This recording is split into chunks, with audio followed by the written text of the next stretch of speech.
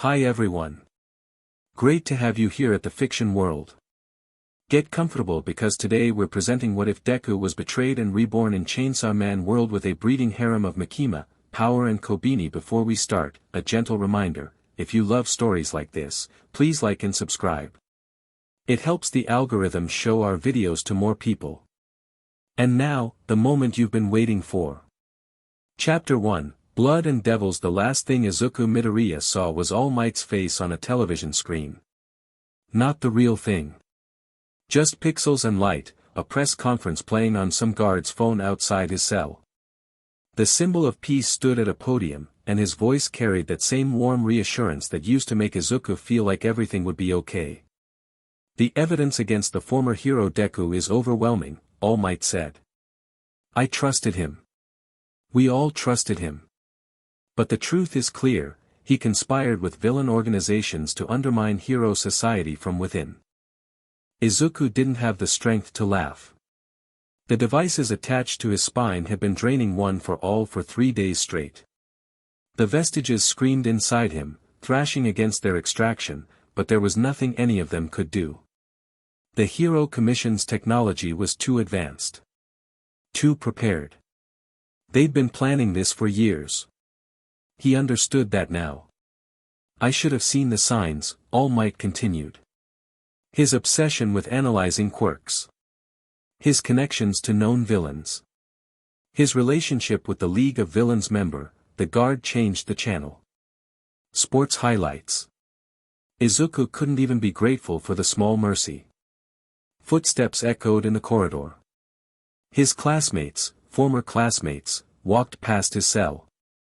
Achiko kept her eyes forward, jaw tight. Ida's glasses reflected the fluorescent lights, hiding his expression. Bakugo. Bakugo stopped. Just for a second. Their eyes met through the bars. Izuku wanted to see doubt there. Guilt. Something that suggested Kaken knew the truth. But Bakugo just clicked his tongue and kept walking. Like Izuku was already dead. Like he'd never mattered at all. The extraction device pulsed. Izuku felt the last fragments of one for all tear away from his soul, and everything went white with pain. Then black. Then nothing. Izuku woke up drowning in blood. Not his blood. That was the confusing part. He was lying face down in a pool of something thick and warm, and his first instinct was to panic, but when he pushed himself up, gasping, he realized he wasn't injured. Wasn't even hurting. In fact, he felt better than he had in months. The alley around him looked like a slaughterhouse. Chunks of something were scattered across the concrete. Meat and bone and things that didn't quite look organic. A trash can had been crushed flat. Claw marks gouged the brick walls. What the hell? Izuku breathed. His voice sounded wrong. Deeper. Rougher. He looked down at his hands and saw they were covered in gore up to the elbows. His fingernails were black. Not painted, actually black, like they'd been dipped in ink. He scrambled to his feet. His clothes were shredded, barely hanging on, but the body underneath was intact. More than intact. He could feel strength coiled in his muscles, a power that hummed just beneath his skin. This wasn't one for all. He knew what that felt like, and this was something else entirely. Something hungry. A sound. Behind him. Izuku spun and found himself face to face with a creature that defied description. It looked like someone had taken a dozen cars and melted them together into a vaguely humanoid shape. Wheels for eyes. A grill for a mouth. Exhaust pipes jutting from its shoulders like wings. More, it groaned. More fear. Give me more. It lunged. Izuku's body moved without permission. 1 second he was standing there, the next he was inside the creature's guard, his fist buried in what passed for its chest. The impact sent shockwaves through the alley, cracking windows and setting off car alarms. The monster screamed, a sound like grinding metal, and tried to grab him. Izuku ducked under the grasping claws and struck again. And again. Each blow came faster than the last, powered by something that definitely wasn't his old quirk. The creature collapsed into a pile of scrap metal and dissipating smoke. Izuku stood over it, breathing hard, trying to understand what just happened. He'd killed it. Whatever it was. He'd killed it with his bare hands, moving on instinct he didn't remember learning. The hunger inside him purred with satisfaction. Well, a woman's voice said from the mouth of the alley. That was unexpected. She was beautiful in a way that made Izuku's skin crawl. Red hair. Yellow eyes ringed with something that might have been kindness but probably wasn't. A suit that looked government-issued. She smiled at him like he was a particularly interesting insect she'd found under a rock. Izuku Midoriya, she said. He went cold. How do you know my name? I know many things. She stepped over the remains of the monster without looking down, her eyes never leaving his face. For example, I know that you're not from this world. I know that you died approximately 47 minutes ago. And I know that whatever you've become, you're something I've never seen before. Dogs appeared behind her. Not normal dogs, their eyes were too intelligent, too focused. They watched Izuku like predators sizing up prey. My name is Makima, she continued. I work for public safety. You just killed a devil, specifically, a vehicle devil. Minor threat, but still impressive work for someone so new. Devils, Izuku repeated. Like, actual devils. You truly don't know. Makima tilted her head, studying him. Fascinating. In this world, devils are born from humanity's fears. The more people fear something, the more powerful its corresponding devil becomes. They range from nuisances to extinction-level threats. Izuku processed this. Devils. Fear. A different world. He should be freaking out. He should be demanding answers, panicking about how to get home, trying to find someone who could help him. But home was a prison cell. Home was All Might calling him a traitor. Home was everyone he'd ever loved turning their backs on him. Okay, he said. What happens now? Makima's smile widened. It was somehow more unsettling than her neutral expression. Now you have a choice. Public safety employs devil hunters, humans who fight devils for the government. Given your obvious combat capabilities, I'm prepared to offer you a position. In exchange, you'll receive housing, income, and protection from those who would otherwise see you eliminated as an unidentified threat. And if I refuse? Then I eliminate you myself. Right now. In this alley. The dogs shifted. More of them emerged from the shadows, dozens, maybe hundreds, watching with those unnatural eyes. Izuku looked at Makima. She was still smiling. Still perfectly composed. And he could tell, with absolute certainty, that she wasn't bluffing. He thought about fighting. The power inside him wanted to fight. But he was weak, disoriented, and completely ignorant of what he was dealing with. Plus, he just killed a monster in her territory. He had no leverage whatsoever. Fine, he said. I'll join. Excellent. Makima produced a business card from somewhere. Report to this address tomorrow morning. We'll discuss the details of your employment and other matters. She turned to leave, dogs falling into formation around her. One question, Izuku called out. She paused. Glanced back. You said devils are born from fear. What kind of devil am I? Makima's expression flickered, something that might have been genuine curiosity. That's what I intend to find out. Sleep well, Midoriya. You'll need your rest. She walked away. The dogs followed. And Izuku was left alone in a blood-soaked alley, covered in monster guts, more confused than he'd ever been in his life. He looked up at the sky. Different stars. Different moon. Different everything. Okay, he said to nobody. Okay. New world. New rules. I can work with this. The hunger inside him growled in agreement. Public Safety Devil Extermination Special Division 4. The building looked like any other government facility, gray concrete, too many windows, the kind of architecture that screamed, "We have a budget but no imagination." Izuku walked through the front doors wearing clothes he'd bought with money he'd found in the destroyed devil's vicinity. Not stealing. Salvage. Totally different. A receptionist looked up. Looked at him. Looked at her paperwork. "You're the new hire," she said. It wasn't a question. "I guess so. 4th floor. Ask for Aki Hayakawa." Izuku took the elevator. The 4th floor was chaos, people rushing between desks, phones ringing, someone arguing loudly about budget allocations.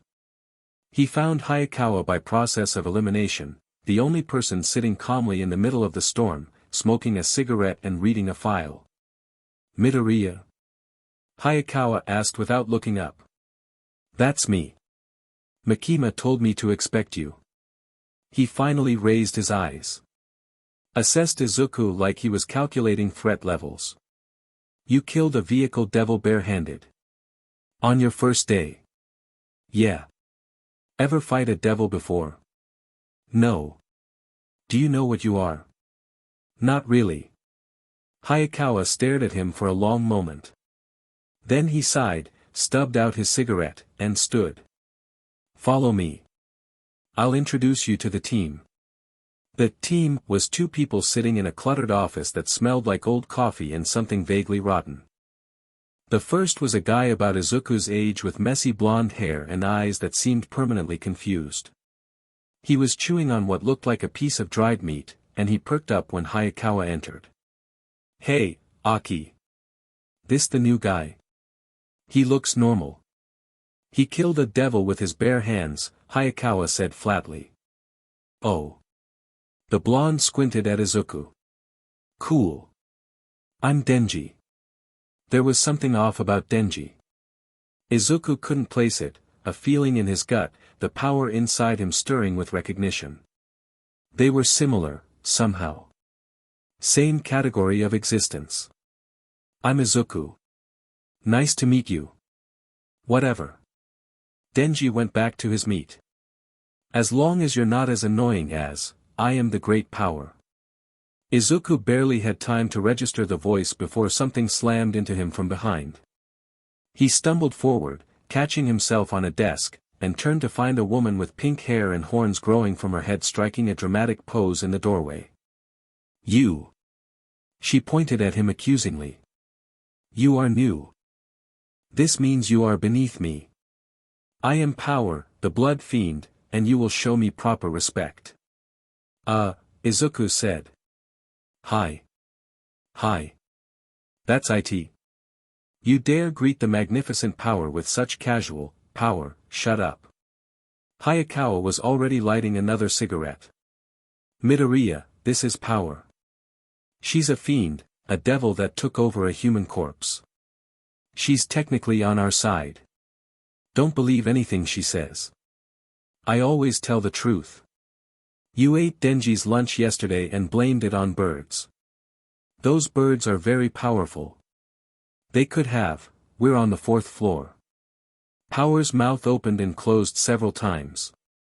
Then she crossed her arms and huffed. "Fine. Perhaps I consumed his pathetic meal. But it was inadequate anyway. A being of my status requires better sustenance." Izuku watched this exchange with growing confusion. This was a devil.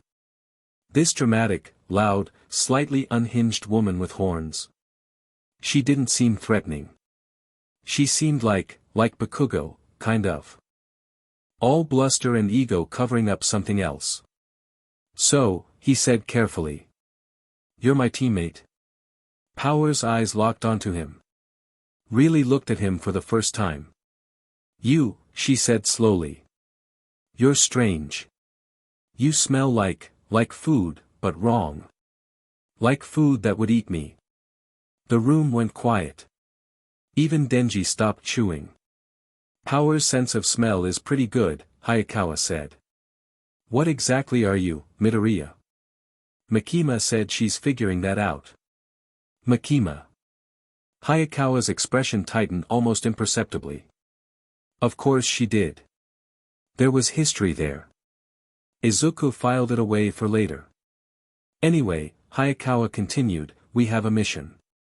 Bat Devil nest in the warehouse district. Should be easy, they're weak individually, but there are a lot of them. Good opportunity for you to learn the basics. I will lead the attack. Power declared. My blood powers will devastate, you'll follow my orders and try not to get yourself killed. Again. That was one time. It was 7 times. Those don't count. I wasn't paying attention. Izuku caught Denji's eye. The blonde just shrugged. You get used to it, Denji said. I really doubt that. The warehouse district was exactly what Izuku expected, industrial buildings, poor lighting, the kind of place that screamed monster lair in any universe. Hayakawa led them to a building near the waterfront, moving with the confidence of someone who'd done this 100 times. Denji followed, hands in his pockets, apparently unbothered by the whole situation. Power vibrated with barely contained energy, muttering about how many devils she was going to destroy. The nest is on the 2nd floor, Hayakawa said. We go in together. Power takes left, Denji takes right, I'll go center. Midoriya, you stay back and observe. I can fight, Izuku said. You killed one devil under unknown circumstances. That doesn't mean you're ready for a full engagement. Watch. Learn. Don't die. It was reasonable advice. Izuku hated it immediately. They entered the warehouse. The smell hit him first, rot and copper and something acidic that made his eyes water.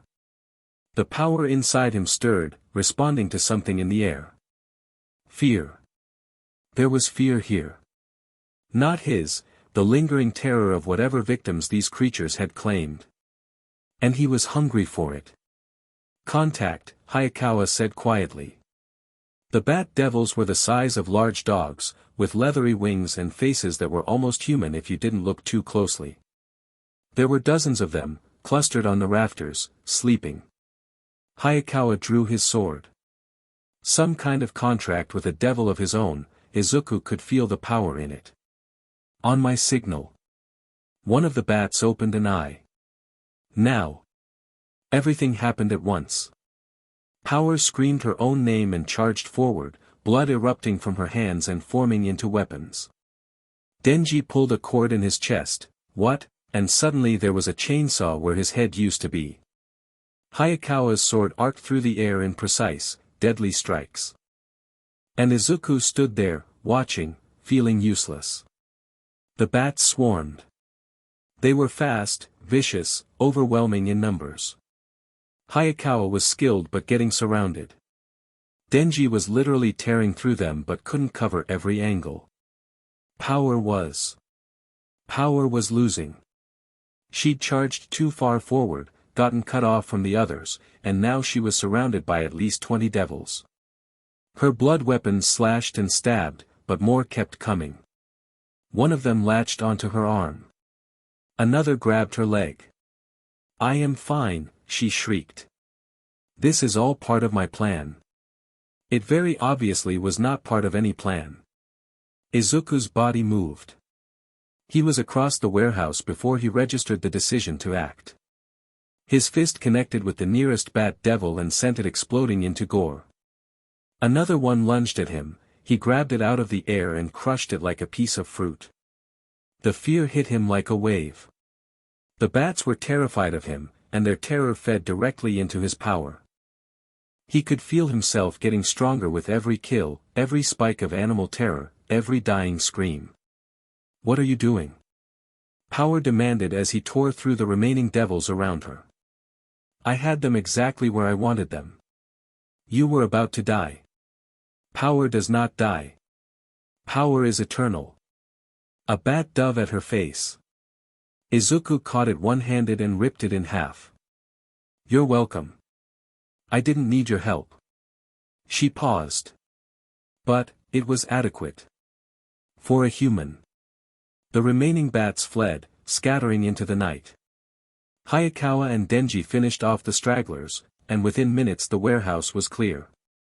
Hayakawa approached Izuku, sword still drawn. What was that? I don't know. Izuku looked at his hands. No visible change, but he felt different. Stronger. Fuller. I think I absorbed something from them. Their fear, maybe. You absorbed their fear. It sounds crazy when you say it like that. Everything about you sounds crazy. Hayakawa sheathed his sword. But Makima wants you on the team, so you're on the team.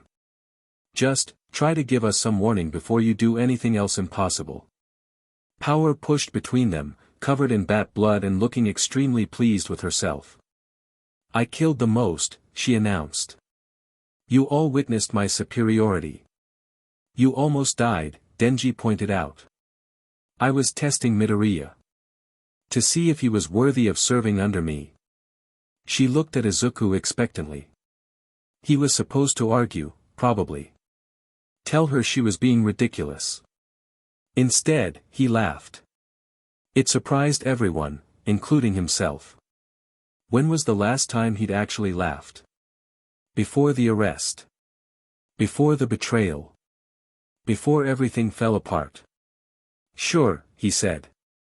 Consider yourself served. Power blinked. Her cheeks colored slightly, a strange sight given her unnatural complexion. Yes. Well. Good. You understand your place. She turned and marched toward the exit. Come, minion. We return to headquarters to celebrate my victory. Denji snorted. She likes you. She has a weird way of showing it. Yeah, that's power. Public safety provided housing for their hunters. Izuku's apartment was small, utilitarian, and completely devoid of personality, which was fine, because he didn't have any possessions anyway. He sat on the bed and stared at the ceiling and tried to process everything. New world. Devils. A job hunting monsters. Superpowers he didn't understand. A woman named Makima who clearly knew more than she was saying. It should be overwhelming. In his old life, it would have been. He'd have spent hours analyzing every detail, making notes, preparing for every contingency. But that old life had gotten him killed. Okay, he said aloud. New approach. Stop overthinking. Start surviving. His stomach growled. Right. Food. He found the kitchen, barely more than a corner with a hot plate and a small refrigerator, and discovered it was completely empty. Of course.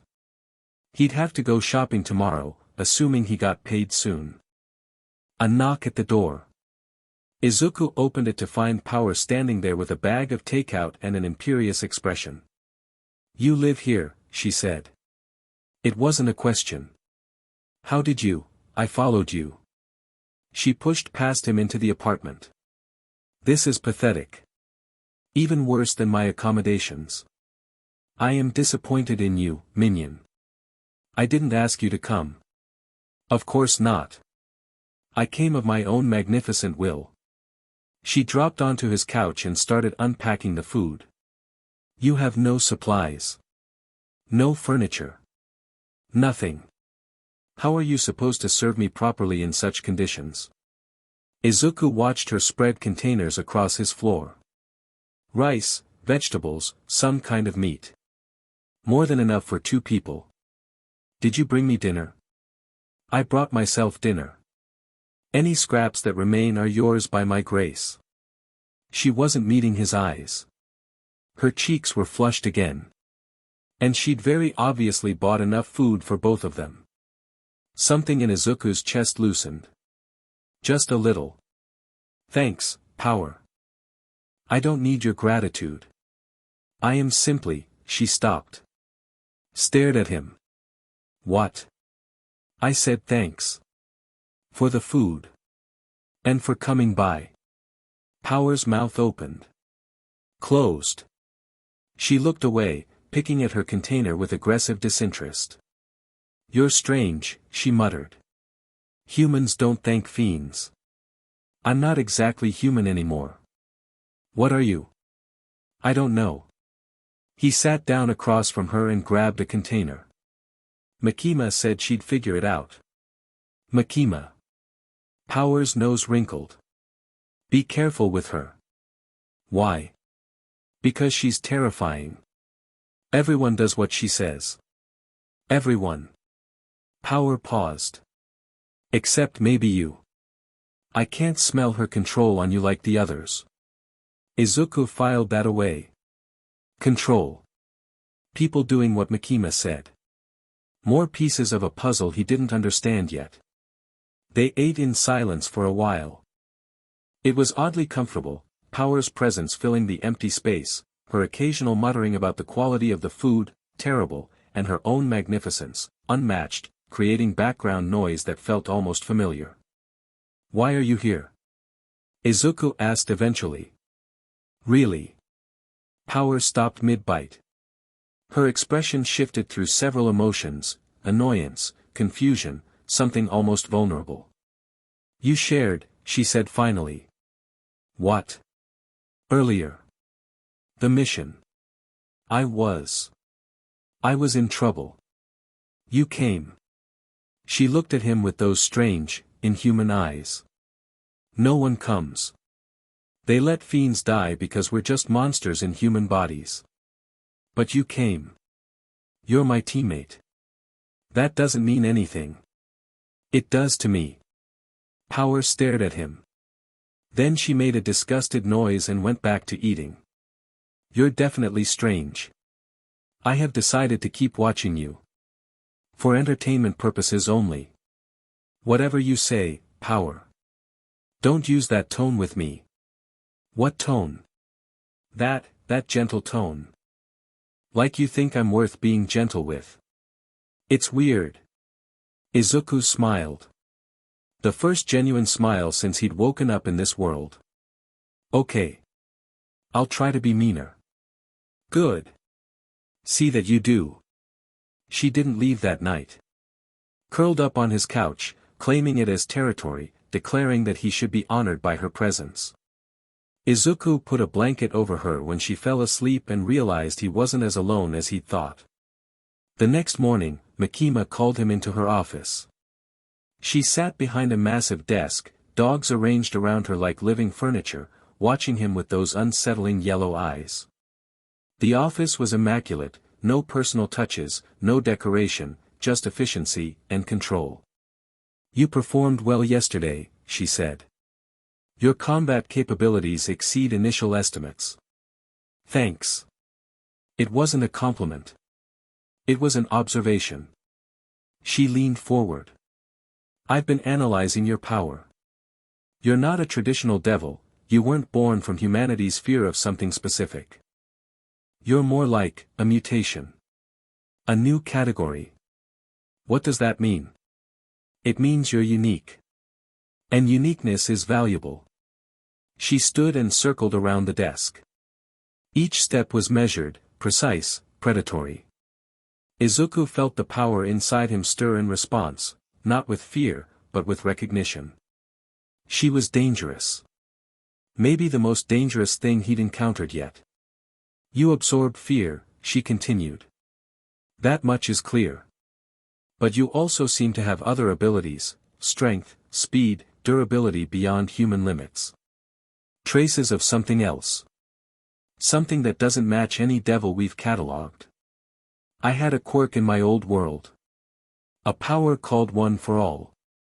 It was taken from me. But maybe some of it remained. Makima's eyes narrowed slightly. Tell me about this quirk. It was passed down through generations.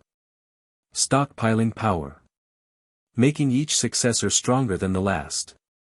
And now it's merged with your new nature. I don't know. Maybe. I can feel something. Echoes of what I used to have. Makima was directly in front of him now, close enough that he could smell her perfume. Something expensive.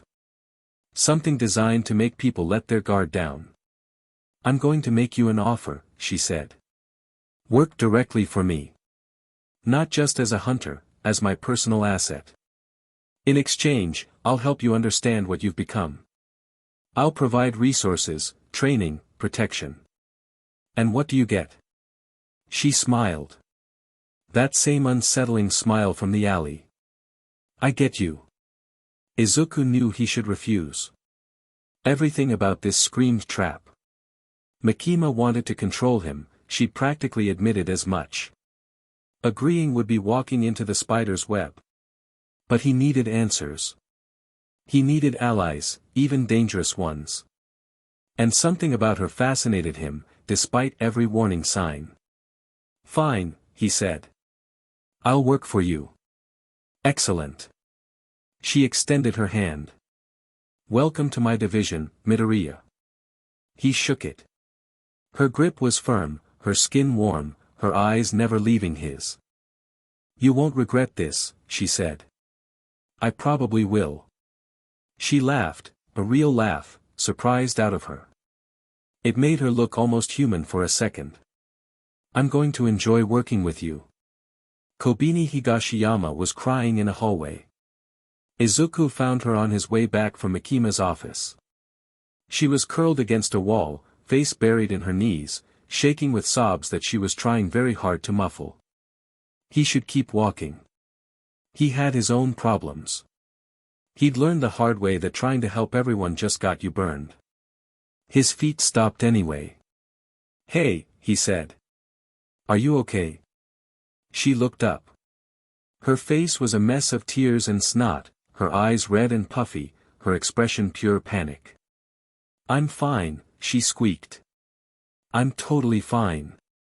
Please don't report me. I wasn't going to report you. I was asking if you're okay. She stared at him like he'd grown a second head. What? You're crying. In a hallway. That usually means something's wrong. Oh. She wiped her face with her sleeve. I got assigned to a mission. A bad one. 3 squads have already died trying to complete it, and now they're sending me, and I'm going to die, and I never even got to work at a family restaurant like I wanted. Whoa, slow down. Izuku crouched next to her. What mission? There's a devil. In the old factory district. Nobody knows what type. They just know it kills everyone they send. And they're sending you alone. They said She hiccuped. They said I'm expendable. Because I'm not valuable enough to waste real resources on. Something cold settled in Izuku's chest. This felt familiar. Being told you weren't worth saving. Being thrown away because you weren't useful enough. I'll go with you, he said. Kobeni's crying stopped abruptly. What? The mission. I'll come along. But why? You don't know me. We've never even met before. Why would you risk your life for, because you need help? And I can help. She stared at him. More tears welled up in her eyes, but these seemed different. Less despair, more confusion. Nobody helps me, she whispered. Everyone just uses me. My family, my co-workers, everyone. You don't even know my name. Then tell me. Kobeni. Kobeni Higashiyama. I'm Izuku Midoriya. He offered his hand. Nice to meet you, Kobeni. Now let's go kill a devil. The old factory district was worse than the warehouse. Darker, more decrepit, with an atmosphere of wrongness that made Izuku's power sing with anticipation. Fear saturated this place. Fear from the hunters who died here. Fear from whatever victims the devil had claimed. Fear from Kobeni, walking beside him and shaking like a leaf. You can still leave, she said. I won't blame you. Everyone leaves eventually. I'm not leaving. But why? Because I know what it's like. To be thrown away. To have everyone give up on you. He met her eyes. I'm not doing that to someone else. She didn't have an answer for that. They found the devil in the basement of an old processing plant. It was waiting for them, almost like it knew they were coming. The fear-eater devil was massive. Twice Izuku's height, with a body made of what looked like human faces frozen in expressions of terror. Every surface was covered in screaming mouths, crying eyes, features twisted by fear. Fresh meat, it crooned. Fresh terror. The girl is delicious, I can taste her fear from here. Kobeni made a small, terrified sound. Her fear spiked, and Izuku felt it, felt the devil's power surge in response. Stay behind me, he said. You can't fight that. It's too strong. It's been feeding for weeks, I said stay behind me. The fear-eater laughed. You're different. You smell wrong. Like a devil, but empty. You have no fear for me to taste. Yeah. Izuku rolled his shoulders. That's going to be a problem for you. He charged. The battle was unlike anything he'd experienced. The fear-eater tried to feed on him, he felt its power reaching into his mind, searching for terror to consume, and found nothing. Izuku couldn't feel fear anymore. Whatever he'd become had burned that capacity out of him. But he could feel the devil's accumulated fear. All the terror it had absorbed from its victims, pooled inside its twisted body. And he was hungry. He grabbed the fear-eater's arm and pulled. Not physically, he reached into that pool of accumulated fear and began to drain it. The devil screamed. What are you doing? What is this? Taking back what you stole. The fear flowed into Izuku like water into an empty vessel. Decades of collected terror, the final screams of countless victims, all of it feeding his power. He grew stronger with every second. The fear-eater tried to flee. Izuku didn't let it. He tore the devil apart piece by piece, consuming its fear until nothing remained but ash and silence. When it was over, he stood in the basement of the factory, more powerful than he'd ever been, and felt nothing. No triumph. No horror. Just emptiness. Midoriya. Kobeni's voice. Small. Terrified. He turned and saw her pressed against the wall, eyes wide, trembling. She was scared. Of him. It's okay, he said. It's dead. You're safe. What are you? I don't know. He walked toward her, and she flinched. He stopped. But I'm not going to hurt you. I promise. She stared at him. The fear in her eyes warred with something else, gratitude, maybe. Confusion. Hope. You saved me, she whispered. That's what you do. When someone needs saving. But no one ever. She trailed off. New tears spilled down her cheeks. Thank you. Thank you so much. Izuku nodded. He didn't know what else to say. On the way back to headquarters, Kobeni walked closer to him than necessary. Not touching, but near. Like she was drawing comfort from his presence. He pretended not to notice. But something in his chest warmed slightly. Maybe this world wasn't all bad. That night, Izuku dreamed. He was in a void. Not dark, not light, just empty. And there were figures in front of him. Young Midoriya. A voice he recognized. But different, fractured, echoing, not quite right. Nana. A woman stepped forward. She looked like the seventh user of One for All, but her form flickered like a bad signal. Others appeared behind her, all the previous users, all equally unstable. We're still here, she said. Changed, but here. The extraction took our power, but our spirits, we chose to stay with you. How is that possible? We don't know. But this new world has given us new form. We're not what we were, but we can still help you. In time. As you grow stronger. The dream was fading. Izuku reached out, trying to hold on to it. Wait, I have questions, we'll speak again. When you're ready. He woke up gasping. The apartment was dark. Power was still asleep on his couch, snoring softly. Everything was quiet. But for the first time since his death, Izuku felt something that might have been hope. A week passed. Izuku fell into a rhythm. Missions with the team. Training with Makima. Evenings with Power claiming his couch and demanding his attention. Occasional visits from Kobeni, who seemed to find any excuse to check on him. He was building something. He wasn't sure what to call it yet, relationships, connections, a life. But it felt different from before. Less naive. More deliberate. He still didn't know exactly what he was. The vestiges whispered to him in dreams but couldn't explain his new nature. Makima was still running tests, still gathering information.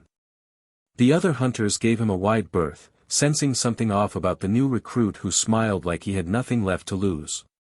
And underneath it all, something was stirring. Devils disappearing. Hunters going missing. Whispers of a new power rising in the shadows. Izuku didn't know what was coming. But for the first time in a long time, he felt ready to face it. Whatever it was. However bad it got. He wasn't alone anymore. And that made all the difference. Power barged into his apartment without knocking. Wake up, minion. We have been summoned. Izuku looked up from the breakfast he was making. Summoned where? To Makima's office. She says it's important. Power paused, sniffing the air. Is that fish? Rice and fish, yeah. Want some? Power's eyes went wide. For a moment, her imperious mask cracked entirely. You would share your food? With me? You're my teammate. But humans don't, fiends aren't, she stopped. Swallowed. Yes. I will graciously accept your offering. They ate together. Power complained about the seasoning, which was perfect. She demanded seconds, which he provided. She sat closer to him than necessary on the small couch, their shoulders almost touching. You're still strange, she said eventually. You keep saying that. Because it remains true. She turned to look at him. Why do you treat me like a person? Because you are one. I'm a fiend. A devil in a corpse. Most humans consider us lower than dogs. And I told you, I'm not human anymore. Maybe that makes it easier to see the person instead of the category. Power was quiet for a long moment. When she spoke again, her voice was smaller than he'd ever heard it. I'm glad I followed you that night. When you first arrived. Me too, Power. She punched his arm, hard enough to bruise. Don't get sentimental. It makes you weak. Sure. I mean it. I believe you. Stop smiling. He didn't stop smiling. Makima's office felt different today. Tenser. The dogs around her were more alert, their eyes tracking Izuku as he entered. Thank you for coming, Makima said. We have a situation. What kind of situation? Devils have been disappearing. Not destroyed, vanishing entirely. Along with any hunters sent to investigate. She placed a folder on her desk. I believe there's a new player in the city. Something powerful enough to make other devils simply cease. Izuku opened the folder. Photos of empty streets, abandoned buildings, places where devils had been reported but no longer existed. Any leads? 1. A survivor from the 3rd investigation team managed to get a message out before going dark. Makima's expression was unreadable. He said the attacker spoke to him. Called himself an old friend of a new arrival. The cold feeling was back. The one that had settled in his chest when he heard Kobeni's story. Someone from my world, he said. That's my assumption. Makima leaned forward. Is there anyone who might have followed you? Anyone who would use devils as weapons? Names flickered through his mind. Heroes. Villains. People who might have had the means and motivation. But one name stood out. Shigaraki, he breathed. Who? Tamura Shigaraki. Leader of the League of Villains in my world. He could decay anything he touched. Everything he touched just fell apart. Decay. Makima's eyes gleamed. The Decay Devil. That would explain the complete disappearance of both devils and hunters. But Shigaraki was killed. The Hero Commission, the same Hero Commission that killed you? Izuku stopped. Thought about it. If they'd developed technology to extract one for all, what else might they have done? What other experiments might they have run? And if Shigaraki died too? He might have been reborn, Izuku said. Like me. But different. A villain reborn as a devil. Makima smiled, that dangerous, interested smile. How exciting. This isn't exciting. If Shigaraki is here, if he has power like mine. Izuku met her eyes. He'll try to destroy everything. Both worlds. That's what he always wanted. Then we'll have to stop him. You didn't think I'd let you face this alone, did you? She stood and walked toward him. You're my asset, Midoriya. My very valuable, very unique asset. I protect what's mine. There was something in her voice. Something beyond manipulation, beyond calculation. Something that might have been genuine. Okay, Izuku said. What's the plan? First, we gather information. Then we gather allies. Then. She placed a hand on his chest, right over his heart. Then we go to war. Her touch burned through his shirt. He didn't pull away. I'll be ready. I know you will. She smiled up at him. You're exactly what I've been waiting for. Later that night, Power showed up at his door again. Kobeni arrived an hour later, carrying a pot of what she claimed was soup. It was not soup. They sat together in his small apartment, eating Kobeni's terrible cooking, listening to Power's boasts about her incredible powers, and Izuku felt something he hadn't expected to feel ever again. Home. It was fragile. It was dangerous. It could all fall apart at any moment. But for now, it was his. And he'd do anything to protect it. Chapter 2, Control. Izuku woke up to Power's foot in his face. She'd migrated from the couch to his bed at some point during the night, he had no idea when, and was now sprawled diagonally across the entire mattress, taking up roughly 300% of her fair share of space. One horn had torn a hole in his pillowcase. Her mouth was open, and she was drooling. He shoved her foot away. She kicked him in the jaw. Ow. MMRPH, minion. Fetch breakfast. Get out of my bed first. Power sleeps where Power wants. She cracked one eye open. You should be honored. I rarely grace others with my presence during vulnerable rest hours. You're literally drooling on my only pillow. Royal drool. Be grateful. Izuku gave up and went to make breakfast.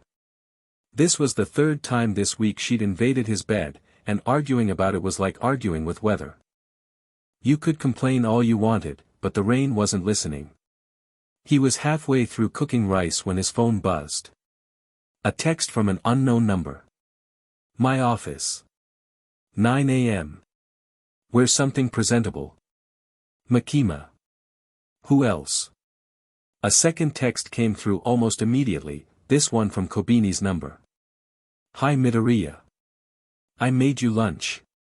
It's curry this time. I followed a recipe so it should be good. I think, should I bring it to headquarters or your apartment? Sorry if this is weird. Is this weird?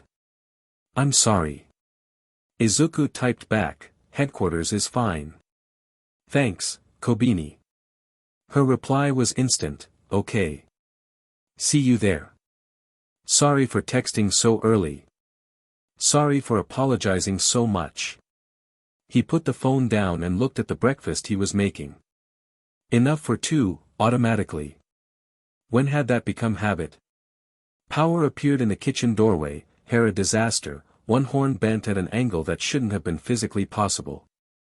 I smell fish. Sit down. It's almost ready. She sat. Without complaint. Without declaring her superiority. Just sat and watched him cook with an expression she probably didn't realize was soft. These were his mornings now. Makima's office had been rearranged since his last visit. The desk was pushed against the wall, replaced by a large table covered in maps, photographs, and documents. Her dogs were absent for once, leaving just the two of them in the sterile space. Close the door, she said without looking up. Izuku closed it. What's going on? 3 more hunter squads vanished last night. She placed red pins on the map, a cluster of disappearances spreading outward from the city's eastern industrial zone. That's 11 total in 2 weeks. Whatever your friend Shigaraki is doing, he's accelerating. He's not my friend. Figure of speech. She finally looked at him. Her eyes tracked over his appearance. He'd actually tried to look decent, button-down shirt instead of his usual beat-up jacket. Something flickered across her face. Approval? Amusement? The disappearance pattern suggests he's consuming other devils, she continued.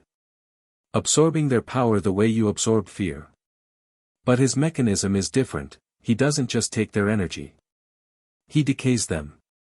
Breaks them down into nothing. That tracks. His quirk, his original power, destroyed anything he touched at a molecular level. And now that power has merged with a devil's nature. Makima traced a line on the map with one finger. He's getting stronger every day. If we wait too long, he'll become untouchable. So we don't wait. We find him and we end this. It's not that simple. She pulled out a chair and gestured for him to sit. He did.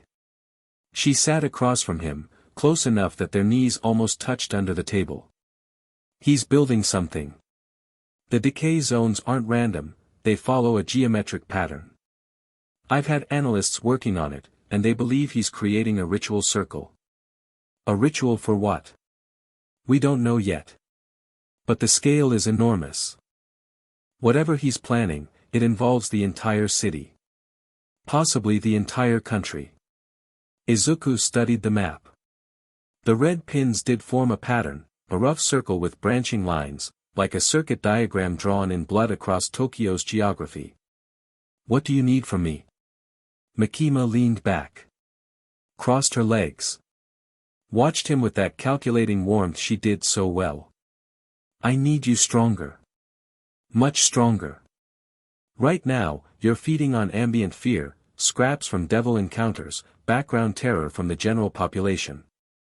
It's keeping you functional, but it's not enough to face a devil who's been gorging himself for weeks. So how do I get stronger? You hunt. Aggressively. Every devil in the city is a potential meal for you. The more fear you consume, the more your power grows. She paused. But there's a faster option. Why do I feel like I'm not going to like this? Because you probably won't. She smiled. You could reveal your nature publicly. Let the city know that the feared devil walks among them. The collective terror of millions of people, all directed at you, no. The word came out harder than he intended. Makima blinked. You haven't heard the full, I said no. I'm not terrorizing civilians to power myself up. Find another way.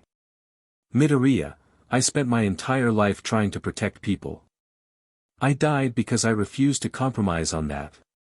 I'm not starting now. They stared at each other across the table. the temperature in the room seemed to drop. Makima's expression didn't change, but something shifted behind her eyes, frustration, maybe. Or respect. Hard to tell with her. "You're limiting yourself," she said quietly. "Unnecessarily. The fear would be temporary, the damage wouldn't be. People don't forget being afraid. Trust me on that." Another long silence. Then Makima uncrossed her legs, stood, and walked around the table until she was standing over him. "You're the most frustrating person I've ever met," she said. "I've been told." It wasn't entirely a complaint. She placed her hand on his shoulder. "Light pressure. Testing. Fine. We'll do it your way. Hunt devils, grow your power gradually. But you'll need to take on more dangerous targets. The stronger the devil, the more fear it generates. That I can do." "Good." Her hand moved from his shoulder to the side of his neck. Her thumb traced his jawline. "I've arranged something for tonight. Dinner. My apartment. We have things to discuss that shouldn't happen in an office." "Things like what?" "Strategy. Intelligence. The nature of your power." Her thumb stopped moving.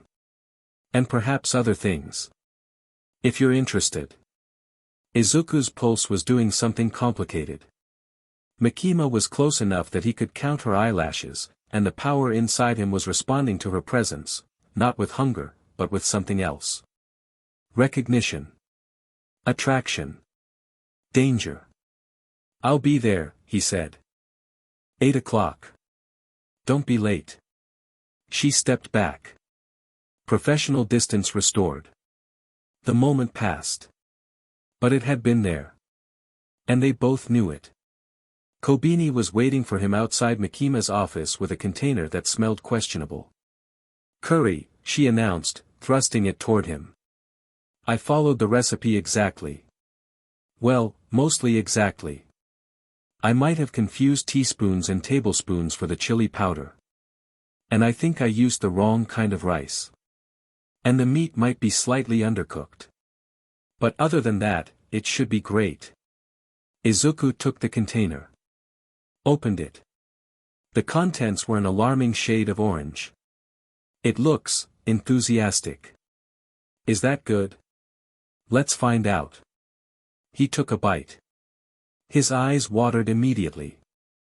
The heat was volcanic, the texture was paste-adjacent, and the rice was crunchy in a way that rice should never be. "Well?" Kobeni's eyes were huge. Hopeful. Terrified. "It's got character." "Oh no. It's terrible, isn't it?" You're making the face. The polite face. That's the face people make when they don't want to say something is terrible. "Kobeni, I'll throw it away. I'll go buy something real." "I'm so sorry, I just thought maybe since you've been working so hard you'd want a home-cooked meal, and I know I'm terrible at cooking, but I wanted to try, Kobeni." He put his hand on her arm. She stopped mid-spiral, eyes wide. "Thank you.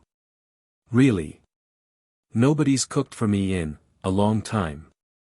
She blinked. "You're just saying that." "I ate the whole bite, didn't I?" "You look like you're in pain." "That's just my face." A small laugh escaped her, surprised, like she hadn't expected to find anything funny today. Or maybe this week. "You're weird," she said. "Getting that a lot lately." They walked toward the common area together. Kobeni's shoulder bumped against his arm with every other step. She was short enough that the height difference made casual proximity awkward in a way that was almost endearing. "Can I ask you something?" she said. "Sure." "The mission. With the Fear Eater. When you absorbed its power." She chewed her lip.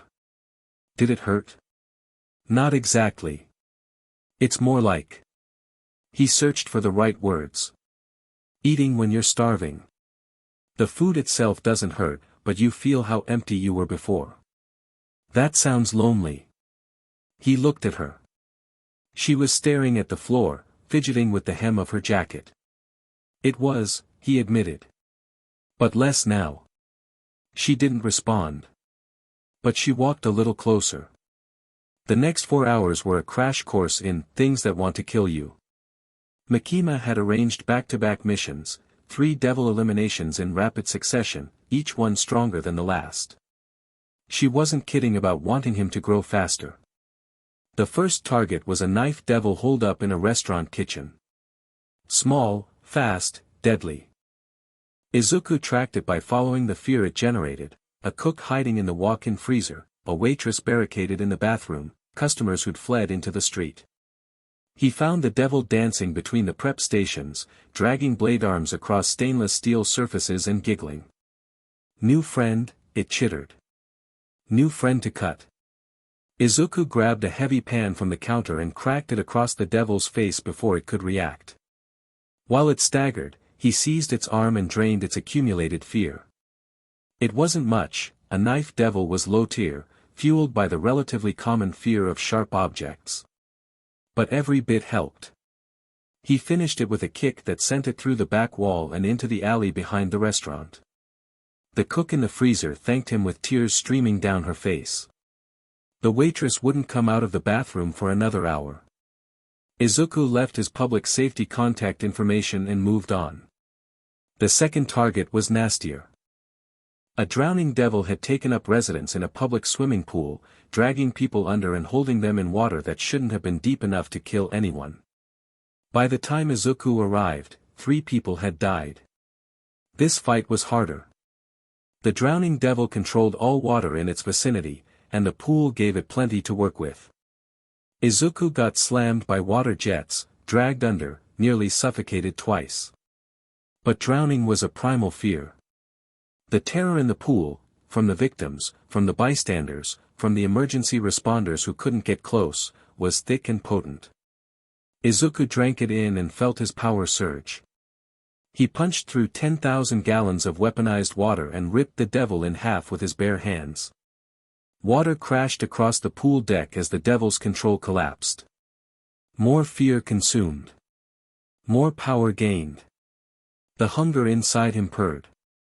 The third target stopped him in his tracks. A darkness devil fragment.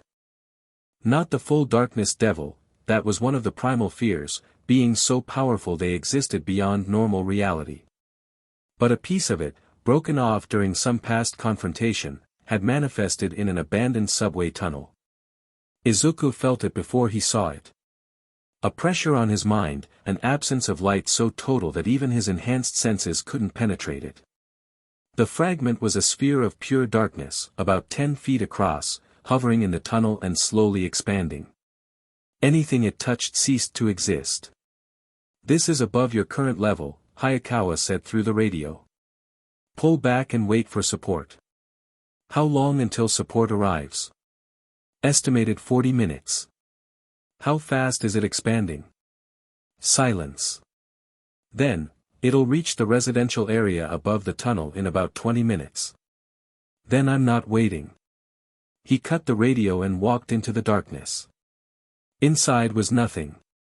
Absolute nothing, no light, no sound, no sensation. Just void. And somewhere in that void, the fragment pulsed with power. This was different from the other devils. This wasn't accumulated fear of knives or drowning. This was something older, deeper. Fear of the dark. The most fundamental terror humanity had ever known. The fragment reached into his mind. It showed him darkness. Real darkness, the kind that existed before humanity learned to make fire, when every shadow held something that wanted to eat you. Cave darkness. Ocean darkness. The darkness behind your eyelids when you couldn't sleep and every sound might be something coming for you. Izuku couldn't feel fear. But he could feel the weight of it. Millennia of human terror, compressed into a single point. He reached for it. The absorption was different this time. Not a gentle drain, a violent exchange, like grabbing a live wire. The primal fear fought back, trying to overwhelm him, to break his mind. But Izuku had already lost everything once. He died alone in a cell while the people he loved looked away. The darkness of that moment dwarfed anything this fragment could show him. He consumed it. The void collapsed. Light returned. And Izuku stood in the tunnel, trembling, more powerful than he'd been before. But also different. He could feel the darkness inside him now, not controlling him, but present. A tool. A weapon. His hands shook for a long time before they stopped. Makima's apartment was exactly what he expected, beautiful, sterile, and designed to make visitors feel off balance. Open floor plan. Minimal furniture, a couch, a dining table, an armchair. Dogs everywhere, lounging on the hardwood floors, watching with those unsettling eyes. The lighting was warm but somehow clinical, like a high-end interrogation room. Makima opened the door in casual clothes, a simple blouse and slacks, and for a second she looked almost normal. Almost approachable. "You came," she said. "You told me to. I invited you." "There's a difference." "Is there?" She smiled and stepped aside. He entered, and the dogs parted around his legs, sniffing at him with more curiosity than hostility. Dinner was already prepared. Something elaborate, multiple courses, wine, actual napkins. Izuku looked at the spread and then at Makima. "You cooked all this?" "I had it prepared." "There's a difference." "You keep saying that. Because you keep conflating things." She pulled out his chair, a gesture of courtesy that was also, somehow, a power move. He sat. She sat across from him. The first course was some kind of cold soup. Izuku ate it because it was in front of him and he was hungry from fighting devils all day. It was perfect. Obviously. "You consumed a darkness devil fragment today," Makima said casually, like they were discussing the weather. "News travels fast. I have eyes everywhere." She sipped her wine. "How do you feel?" "Stronger. Different." He put down his spoon. "What are we really doing here, Makima?" "Eating dinner. You know what I mean." She set down her glass. Folded her hands on the table. Looked at him with those yellow eyes that saw through everything. "I'm trying to understand you," she said. "Everyone I've ever met operates on predictable patterns. Fear, desire, loyalty, self-interest, I can map these motivations and use them. But you. You can't use me. I can't predict you. You should want power, you don't. You should want revenge on the people who betrayed you, you don't pursue it. You should be afraid of me, you're not. You should be manipulable through your connections to power and Kobeni, don't." The word came out sharp. Cold. Makima's eyes widened fractionally. "Don't threaten them to control me," Izuku said. "Not even hypothetically. If you do that, everything between us is over. Whatever this is." Silence stretched between them. Makima's expression was unreadable. Then she laughed. Not the polished, controlled laugh she used in public, something raw, surprised out of her. "See," she said. "Unpredictable. I wasn't threatening them. I was listing the approaches that won't work on you, because I've already dismissed them." "Sure you were." "I was." She leaned forward. "I don't want to control you, Midoriya. That's what makes this interesting. You control everyone. Everyone else. You're different." Her voice dropped. "Do you know how long it's been since anything was different for me? You're old enough that I probably can't guess." Rude. True, though. They stared at each other across the table. The candles flickered. The dogs were silent. "You're trying to make me feel special," Izuku said. "Like I'm the only one who sees the real you. That's your technique, right? Everyone thinks they're your favorite." Makima went still. Really still, not frozen in surprise, but the deliberate stillness of someone recalculating everything. "You're not wrong," she said after a moment. "That is my technique. With everyone else. But not with me. With you, I don't have a technique. That's the problem." She picked up her wine glass again. Swirled it. "I'm the control devil. Control is what I am, what I do, what I need. And you sit there eating my food and calling out my manipulation tactics, and I can't make you do anything you don't want to do. Is that why you invited me here? To try harder? I invited you here because I wanted to have dinner with you." She said it simply, almost surprised by her own honesty. "Just, dinner. With someone who talks to me like I'm a person and not a weapon or a goddess or a threat." Izuku studied her face. Looking for the lie, the angle, the hidden agenda. He couldn't find one. That scared him more than the darkness devil fragment had. "The wine is pretty good," he offered. Makima's lips twitched. "It should be. It costs more than your annual salary. Good thing you're buying, then." They ate. They talked, not about devils or strategy or the end of the world, but about nothing. Preferences in food. Observations about public safety bureaucracy. Whether dogs were objectively better than cats, Makima had strong opinions. Whether power would ever stop being power, they agreed, absolutely not. It was almost normal. Almost peaceful. After dinner, they stood on her balcony. The city sprawled below them, lights glittering, unaware of the devils lurking in every shadow. "I'm going to kiss you," Makima said. "Are you asking permission? I'm giving you time to say no." He didn't say no. She kissed him.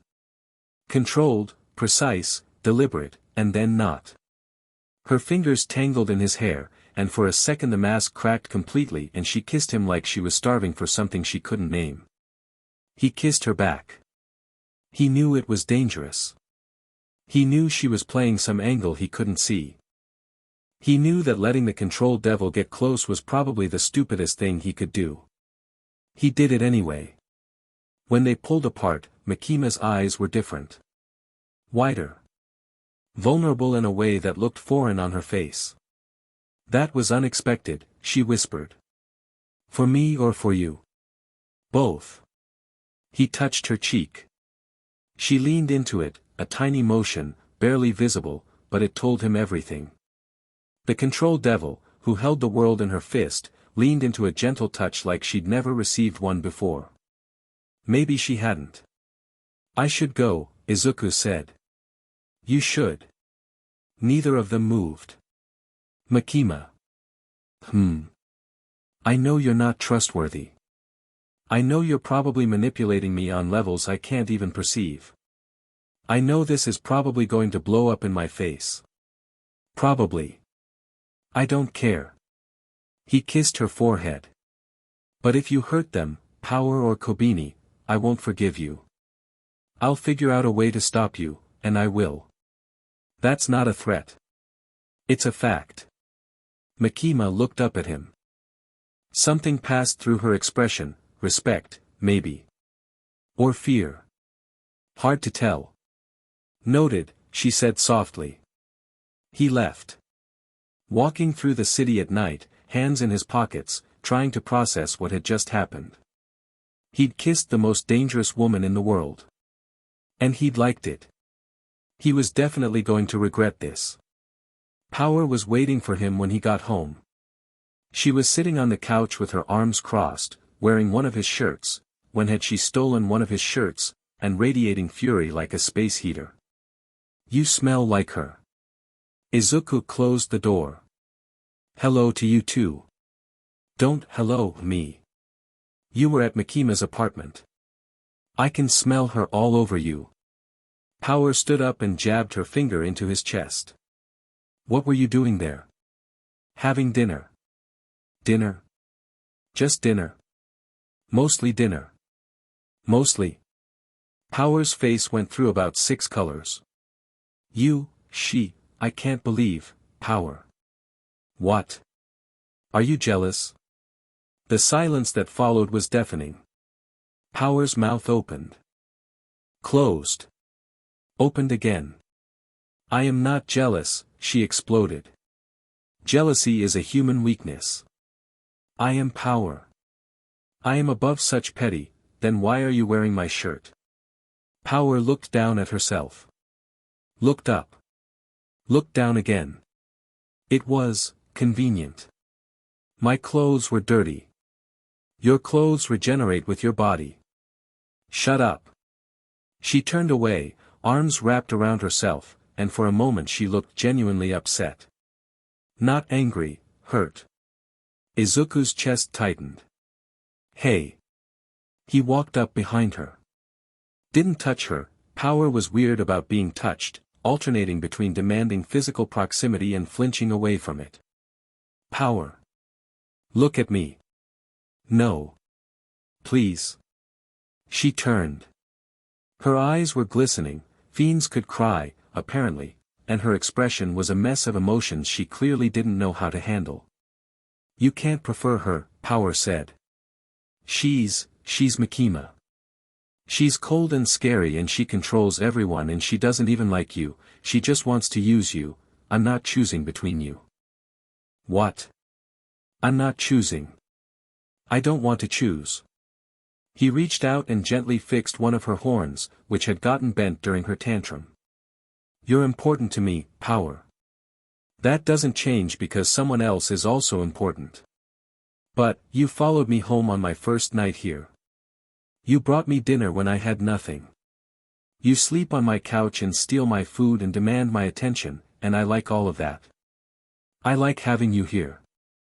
Power stared at him. Her bottom lip trembled. You're lying. I'm not. Humans always lie to fiends.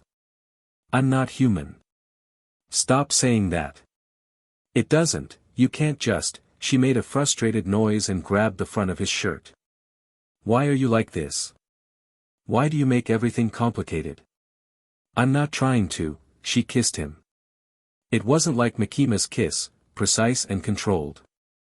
It was messy, aggressive, slightly painful because she forgot about her fangs and nicked his lip. She grabbed onto him like he might disappear if she let go. Then she shoved him away. I didn't do that, she announced. Izuku wiped blood from his lip. You definitely did. It didn't happen. She pointed at him with a shaking hand.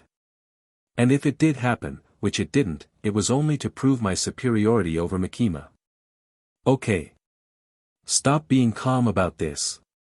What do you want me to do? I don't know. She grabbed her hair in both fists.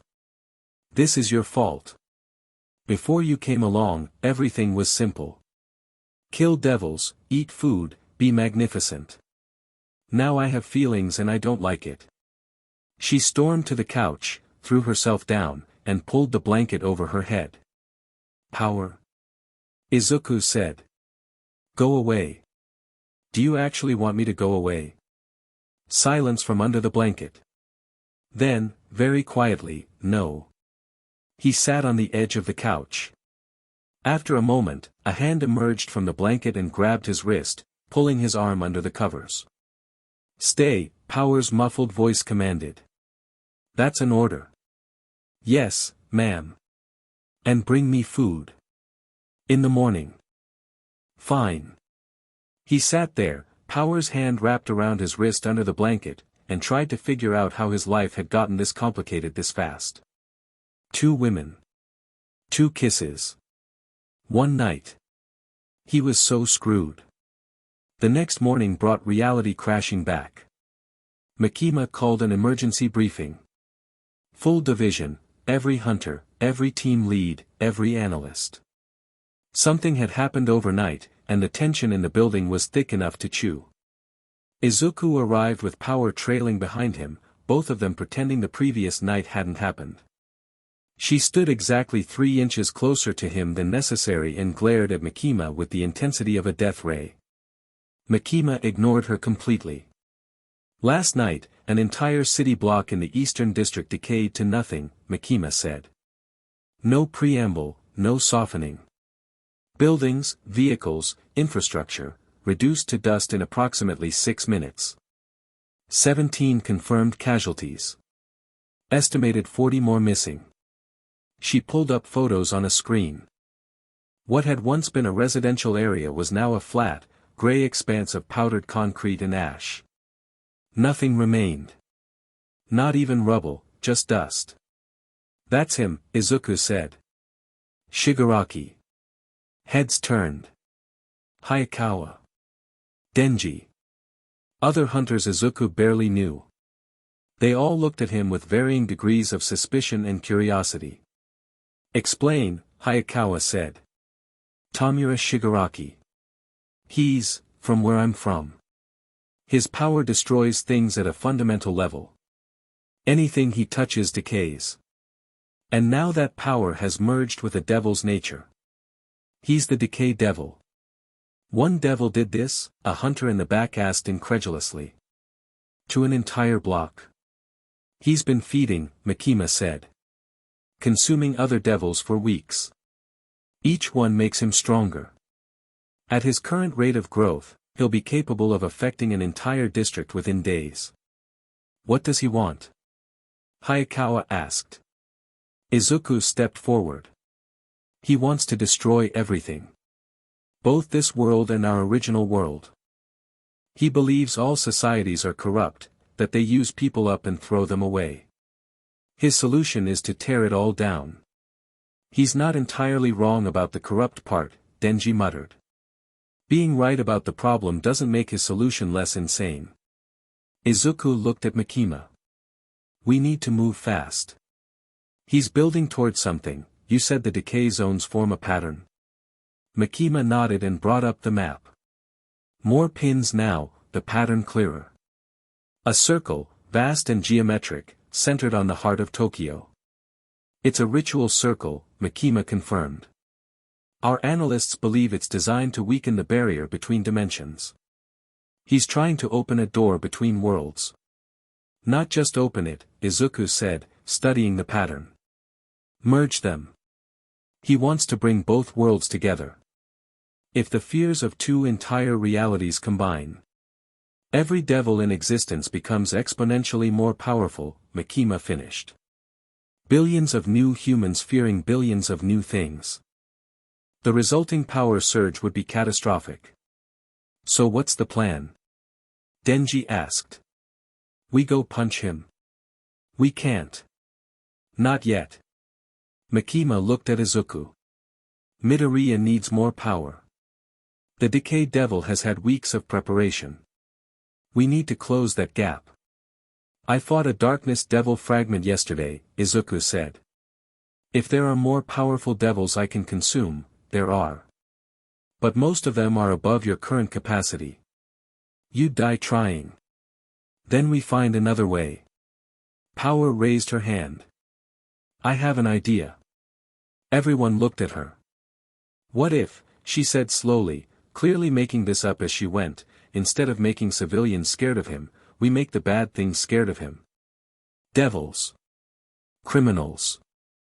The things that already deserve to be afraid. Silence. That's, actually not terrible, Hayakawa said. Of course it's not terrible. I am a genius. She's right, Izuku said, and power puffed up like a bird being praised. If I target the criminal underworld, hostile devils, rogue fiends, things that prey on people, I generate fear from entities that deserve to be scared. No innocent casualties.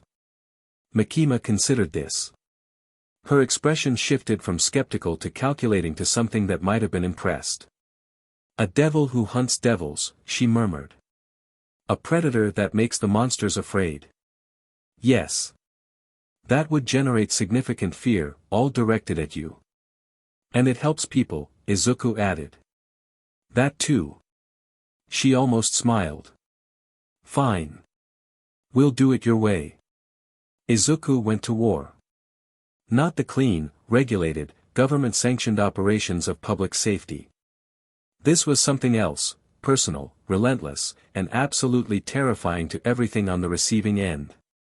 Night 1. A gambling devil that had been running a death game in an underground casino, forcing humans to bet their lives for entertainment. Izuku walked through the front door, and the devil, a creature made of dice and playing cards with a smile full of gold teeth, laughed at him. Another hunter? How boring. How much do you want to bet you'll die like the others? Izuku didn't answer. He crossed the distance between them in 2 strides and put his fist through the devil's chest. Then he pulled. Not pulling out organs. Pulling out fear. Every drop of terror the gambling devil had ever generated, every scream from every victim, every moment of despair from someone who'd lost everything at its tables. The devil shrieked and thrashed. The sound echoed through the underground casino, and every thug, every low-level devil, every criminal in the building heard it. The feared devil was hunting. Word spread fast. Night 2. A pack of rogue fiends that had been kidnapping humans for sport in the warehouse district. Izuku found their nest, killed their leader, and drained the terror from the survivors, terror that was, for the first time, directed at the right target. Night 3. A corruption devil that had embedded itself in a Yakuza syndicate, feeding on the fear of protection racket victims. Izuku took down the entire operation in 4 hours, working his way through enforcers and devil-contracted thugs until he reached the corruption devil itself. That fight lasted longer. The corruption devil was smart, it used hostages, tried to negotiate, offered deals. Izuku didn't negotiate. He walked through every trap, every ambush, every desperate ploy, and consumed the devil's accumulated power in a single devastating pull. By the end of the first week, the Tokyo underworld was terrified. Criminals whispered about the devil hunter who didn't just kill devils, he hunted fear itself. Stories grew with each retelling. He could appear anywhere. He couldn't be bribed. He couldn't be stopped. He couldn't even be scared. The fear fed him. Every whispered rumor, every nervous glance, every criminal who looked over their shoulder and wondered if the fear devil was coming for them. Izuku grew stronger. Noticeably, dramatically stronger. His physical abilities increased. His fear consumption became more efficient. And the vestiges of one for all inside him stirred, responding to his growth, beginning to manifest in new ways.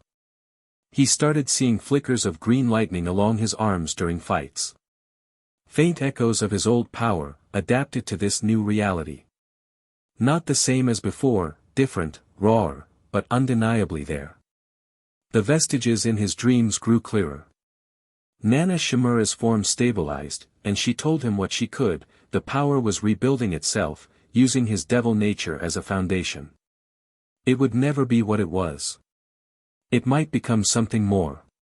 On the 5th night of his campaign, things got personal. Izuku was tracking a torture devil through the industrial sector when he felt it. A wrongness. A presence that didn't belong, watching from the shadows with human intelligence and inhuman patience. He stopped in the middle of an empty street. Turned slowly. "You might as well come out," he said. A woman stepped from behind a lamppost. Mid-30s, severe features, dark hair pulled back in a tight bun. She wore a suit that screamed government agent, but not this government. "Izuku Midoriya," she said. Or should I say, the fear devil. His body tensed. "Who are you?" "Hikari Tensho. Former lead scientist of the Hero Public Safety Commission's Quirk Research Division." She adjusted her glasses. "I developed the technology that extracted one for all from your body." The words hit Izuku like a physical blow. This was her. The one who'd built the machine that killed him. Who'd designed the device that tore his power away while he screamed. "You're from our world," he said. His voice was very controlled. Very calm. "I am. The dimensional breach that brought you and Shigaraki here also pulled me through. Unlike you two, I arrived human, but I've made arrangements." She rolled up her sleeve. Black lines traced up her arm, a devil contract, etched directly into her skin. The Order Devil, she said. In exchange for my organizational skills and scientific knowledge, it granted me enhanced physical abilities and the power to impose structure on chaos. Useful for hunting anomalies like yourself. Why are you here? To clean up our mistakes. Hikari's expression was cold, professional, devoid of guilt. The Hero Commission's purpose was to maintain order. You and Shigaraki represent disorder, powers that exist outside any system of control. My mission is to eliminate both of you and seal the dimensional breach. The commission is gone. You're in a different world. The mission remains. Order must be maintained. She settled into a fighting stance. I've studied your original techniques extensively, Midoriya. I know every move you've ever made, every strategy you've ever employed. You can't surprise me. Izuku's anger was building. This woman, this bureaucrat who treated his life as an experiment, who'd stolen his power and watched him die, was standing in front of him acting like she was the reasonable one. You killed me, he said. The commission killed you. I designed the tool. There's a difference. Not to me. She attacked. Hikari Tensho was fast. Her contract with the Order Devil gave her enhanced reflexes and strength, and she moved with the efficiency of someone who had memorized combat manuals and trained against simulation data. She knew his old fighting style, every Delaware smash, every Manchester smash, every pattern he'd developed at UA. She countered his first 3 attacks perfectly. Slipped under a punch, redirected a kick, predicted his feint and exploited the opening.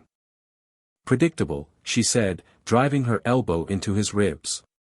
You always open with a right-hand feint followed by a left kick. The commission had footage of every sparring session you ever. Izuku stopped fighting like Deku. He grabbed her arm, not with technique, but with raw devil strength. Fear energy surged through his muscles, and he lifted her off the ground one-handed. You studied Deku, he said. Deku's dead. I'm something else. He threw her. She crashed through a wall, tumbled across what used to be someone's living room, and came up bleeding from a gash on her forehead. Her composure cracked. Just a fraction. What? He was on her before she could finish. No technique, no strategy, just overwhelming force, speed, and the absolute certainty that he was done being analyzed by people who treated him like a lab rat. Hikari fought back. Her Order Devil contract activated fully, black lines spreading across her body, imposing structure on her movements, eliminating wasted motion. She was efficient, precise, mechanical. But Izuku was chaos. His fighting style had evolved beyond anything the commission had on file. Fear energy augmented his strikes, making each one harder and faster than the last. Green lightning crackled along his fists, not full one for all, but echoes of it, enough to shatter concrete and send shockwaves through the air. He broke through her guard. Grabbed her by the throat. Lifted her against the wall. Give me one reason, he said. Hikari stared down at him. Blood dripped from her forehead onto his hand. Shigaraki, she gasped. I have intelligence. On his plan. The ritual circle. I know what he's building. So tell me. Put me down first. No. She coughed. He's not just merging worlds. He's creating a new devil, a despair devil born from the combined terror of 2 realities. If he succeeds, it'll be the most powerful being in existence. More powerful than any primal fear. More powerful than Makima. Izuku processed this. His grip didn't loosen. How do you know this? Because I've been tracking him too. Our goals align, he needs to be stopped. I just also need you stopped. That's not going to happen. I'm beginning to realize that. She winced. You've grown faster than any model predicted. The commission's simulation said you'd be dead within a week of arriving here. Sorry to disappoint. Quite the opposite. Something changed in her eyes. Not warmth, she didn't seem capable of that, but reassessment. You might actually be able to beat him. If you survive the next month. Izuku stared at her for a long time. Then he lowered her to the ground. Go, he said. Take your intelligence and your mission and get out of my city. I'll be back. I know. And next time, I won't let you go. She straightened her suit. Wiped the blood from her face. Walked to the hole he'd thrown her through. For what it's worth, she said without turning around, I didn't enjoy what we did to you. The extraction. Your death. It was necessary, but I didn't enjoy it. That doesn't make it better. No. It doesn't. She paused. Watch your back, Midoriya. Shigaraki isn't the only one hunting you. She disappeared into the night. Izuku stood alone in the destroyed building, fists clenched, breathing hard. A despair devil. A being born from the combined terror of two worlds. That's what Shigaraki was building toward. He needed to be stronger. Much stronger. And he needed to be faster. Because time was running out. He went home. Power was asleep on the couch, sprawled out, one arm hanging off the edge. Kobeni was in the kitchen, washing dishes that hadn't been there when he left. Kobeni. She jumped, nearly dropping a plate. Oh. You're back. I let myself in, Power gave me a key, well she told me where you hide the spare, which isn't really giving me a key but, it's fine. Why are you here? She dried her hands on a towel, not meeting his eyes. I heard about what you've been doing. The devil hunting. The criminal takedowns. Everyone at headquarters is talking about it. And I was worried. She looked at him. You have blood on your shirt. He looked down. She was right, Hikari's blood, from when he'd grabbed her throat. It's not mine. That doesn't make me less worried. He sat down at the kitchen table. Exhaustion hit him all at once, the fight with Hikari, the week of constant hunting, the weight of everything piling up. She was from my world, he said. The woman who built the machine that killed me. Kobeni sat across from him. Her eyes were wide, but she didn't flinch. Didn't run. What did you do? Beat her. Let her go. She had information I needed. About the decay devil. About what he's building. Something worse than anything we've faced. Kobeni reached across the table and took his hand. Her fingers trembled, they always trembled, but her grip was firm. You don't have to do this alone, she said quietly. I know I'm not strong. I know I'm scared all the time. But I can help. Let me help. Kobeni, don't say it's too dangerous. Everything is too dangerous. My whole life is too dangerous. Her voice strengthened. But when I'm with you, I'm less scared. You make me feel like I can actually survive this. You can survive this. I know. Because you're here. She squeezed his hand. So let me be here for you. Izuku looked at her. Small, anxious, perpetually terrified Kobeni Higashiyama. Who cooked terrible food and apologized constantly and trembled at everything. Who was sitting here holding his hand and telling him she'd face the apocalypse at his side. Okay, he said. Okay. She smiled. It transformed her entire face. Good. Now take off that bloody shirt. I'll wash it. You don't have to, I want to. She stood, already moving toward the laundry area. And I'll make tea. Do you like green or black? Either is fine. Green it is. I think you have green somewhere. If not, I brought some. I also brought rice, and some vegetables, and, okay, I basically brought groceries because I knew you'd forget to shop. Izuku watched her bustle around his kitchen, filling the space with nervous energy and domestic competence. She'd brought groceries. She'd washed his dishes. She was doing his laundry. Power shifted on the couch, one eye cracking open. "Is that the crying girl?" she mumbled. "Her name is Kobeni." "Whatever. Tell her to be quiet. Power is resting. Tell her yourself." Too much effort. Power closed her eye, then opened it again. "She brought food?" "Yes. Acceptable. She may stay." Power went back to sleep. Kobeni brought tea. The apartment smelled like green tea and dish soap. And outside, somewhere in the darkness, a city block turned to dust. The confrontation came 2 weeks later. Izuku was in the middle of a raid on a devil-worshipping cult when the ground started shaking. Not an earthquake, something more fundamental, like reality itself was trembling. He'd been tracking the cult for days. They'd set up shop in an abandoned church, performing rituals to summon and empower devils. Standard stuff, according to Hayakawa, crazies who thought worshipping monsters would grant them power. But these crazies were different. Their rituals were more sophisticated, their knowledge too specific. And they kept repeating a name, the Liberator. He who decays. The end of both worlds. Shigaraki had followers. Izuku was in the middle of dismantling their operation, cult members subdued, lesser devils consumed, ritual components destroyed, when the shaking started and the far wall of the church crumbled. Not collapsed.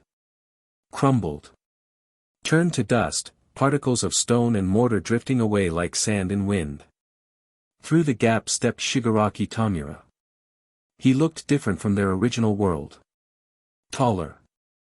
More coherent. The hands that had once covered his face were gone, replaced by features that were sharp, angular, almost handsome in a gaunt way. His white hair fell loose around his shoulders. His eyes were red, but not with the manic fury Izuku remembered, they held a calm, focused intensity that was far more terrifying. The air around him rippled. Where his feet touched the floor, cracks spread. The walls began to age, paint flaking, wood rotting. "Deku." He said it almost warmly. "Look at you. Playing hero in a new world. Some things never change." Shigaraki. Izuku shifted into a fighting stance. "You've been busy. Had to be. This world doesn't fix itself." Shigaraki looked around the church with casual disdain. "My followers are useful but limited. They understand the concept of decay but not its beauty." Beauty? Everything ends, Deku. Everything falls apart. That's not tragedy, it's liberation. When you stop clinging to structures and systems and people who will inevitably disappoint you, that's freedom. That's nihilism. There's a difference. Shigaraki grinned. The expression cracked across his face, too wide, showing teeth that were slightly too sharp. "Still lecturing. Still so convinced you know what's right." He stepped closer. The floor decayed under each footstep, leaving perfect footprint-shaped holes. "Let me ask you something. The Hero Commission, the people you served, the system you believed in, they stripped you of everything and let you die alone. And you still want to protect people?" "I don't protect systems. I protect people. People like the ones who watched you rot in a cell. People like All Might, who went on television and called you a villain." The words hit home. Izuku felt something old and bitter stir in his chest. That was exactly what happened. Don't rewrite history to protect your feelings. Shigaraki was close now, close enough that Izuku could see the decay spreading from his body, tiny cracks in the air itself, reality degrading around him. "Both worlds are rotten," Shigaraki said. "This one and ours. And I'm going to fix that. I'm going to let them end. Not with violence, with entropy. With the natural, beautiful process of everything falling apart. And killing billions of people in the process. Everything that lives dies. I'm just accelerating the schedule. His grin widened. You can't stop me, Deku. I've been here longer. I've consumed more. I'm stronger. Prove it. The church exploded. Shigaraki attacked with a wave of pure decay, spreading from his body in every direction, eating through walls, floor, ceiling, air itself. Izuku leapt backward, feeling the decay wave brush his skin. Where it touched, his clothes disintegrated. His skin cracked, then healed as his regeneration kicked in. He counterattacked. Fear energy surged through his fists as he closed the distance, and green lightning crackled along his arms. The first punch connected with Shigaraki's chest. The villain barely moved. That all you've got? Shigaraki grabbed Izuku's wrist. 5 points of contact. Decay spread immediately, skin, muscle, bone, all crumbling under Shigaraki's touch. Izuku screamed and ripped his arm free. His hand was gone below the wrist, reduced to ash. His regeneration fought to rebuild it, consuming stored fear energy at a terrifying rate. You can heal, Shigaraki observed. Interesting. Let's see how fast. The next 30 seconds were the worst of Izuku's second life. Shigaraki was faster, stronger, and his power was devastating at close range. Every touch meant destruction. Every grapple meant losing another piece of himself. Izuku tried to drain Shigaraki's fear, but there was nothing to take. The decayed devil didn't accumulate fear from others, he generated despair directly, an aura of hopelessness that sapped the will to fight. You can't eat what I produce, Shigaraki said, almost conversationally, as he drove his knee into Izuku's chest and decayed 3 of his ribs. Fear and despair are cousins, but they're not the same. My power isn't about terror, it's about inevitability. The certainty that everything you love will fall apart. Izuku hit the ground. His body was wrecked, hands still regenerating, ribs missing, skin crumbling in patches. His stored fear was depleting rapidly. He was losing. This is what happens, Shigaraki said, standing over him. Every time. You give everything, and it's never enough. That's the hero's curse, always falling short, always sacrificing, never winning when it counts. Izuku looked up. Past Shigaraki, through the ruins of the church, he could see the city. Lights. People. Life. Power was out there somewhere, demanding tribute from unsuspecting street vendors. Kobeni was probably stress cooking in his apartment. Makima was watching through her chains, already calculating response options. His people. His life. His world now. You're wrong, Izuku said. He reached deep.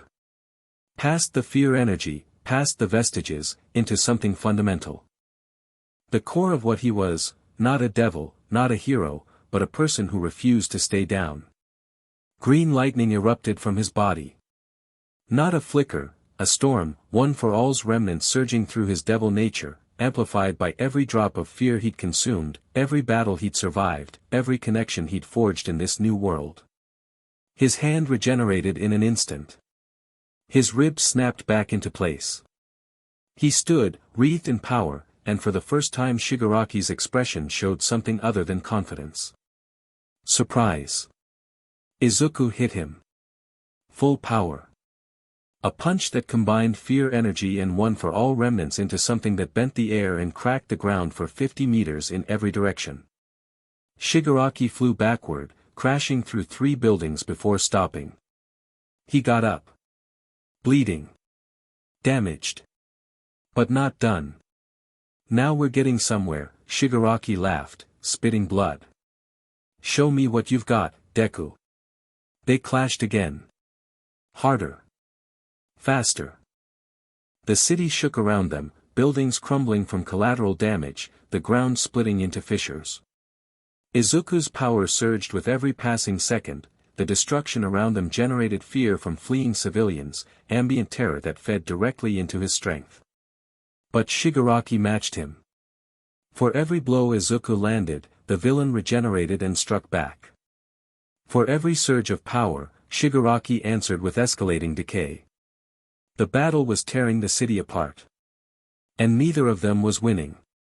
Then the chains arrived.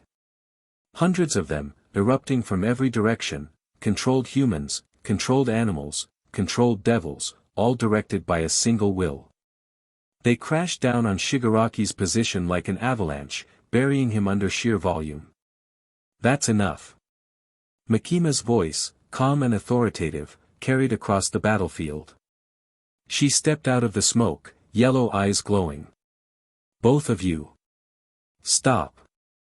Shigaraki burst from the pile of bodies, decaying everything around him, but more chains came. And more. And more. The control devil had resources, and she was using all of them. Makima, Shigaraki said, breathing hard. The control devil herself. I was wondering when you'd show up. You're damaging my city. I find that unacceptable. Your city. He laughed. You really think you own this place? I know I do. They stared at each other, two forces of nature, control versus entropy. The air between them crackled with opposing powers. Then Shigaraki relaxed. Stepped back. Smiled. Not today, he said. I have what I came for. And what's that? Shigaraki looked at Izuku. Data. I wanted to see how strong he's gotten. His grin turned sharp. Not strong enough. Not yet. But getting there. He raised one hand. The ground beneath him decayed, opening a tunnel into darkness. The ritual completes in 3 weeks, he said. You can try to stop me. I'd like that. It wouldn't be any fun if you didn't try. He dropped into the hole. The tunnel collapsed behind him. Silence. Izuku fell to his knees. His regeneration was barely keeping up, his fear reserves nearly depleted. Makima was beside him in an instant. Not the calculating puppet master, something rawer, more urgent. Her hands on his shoulders, checking his injuries. Idiot, she said. You engaged him alone. He came to me. You should have run. Since when do I run? She looked at him. For just a second, the mask was completely gone, not the control devil, not the public safety director, just a woman who was scared of losing something she'd just found. Don't die, she said. That's an order. You can't order me. I'm trying anyway. He laughed. It hurt. Everything hurt. But he was alive. And now he knew what they were dealing with. 3 weeks. That's how long they had. Recovery took 2 days.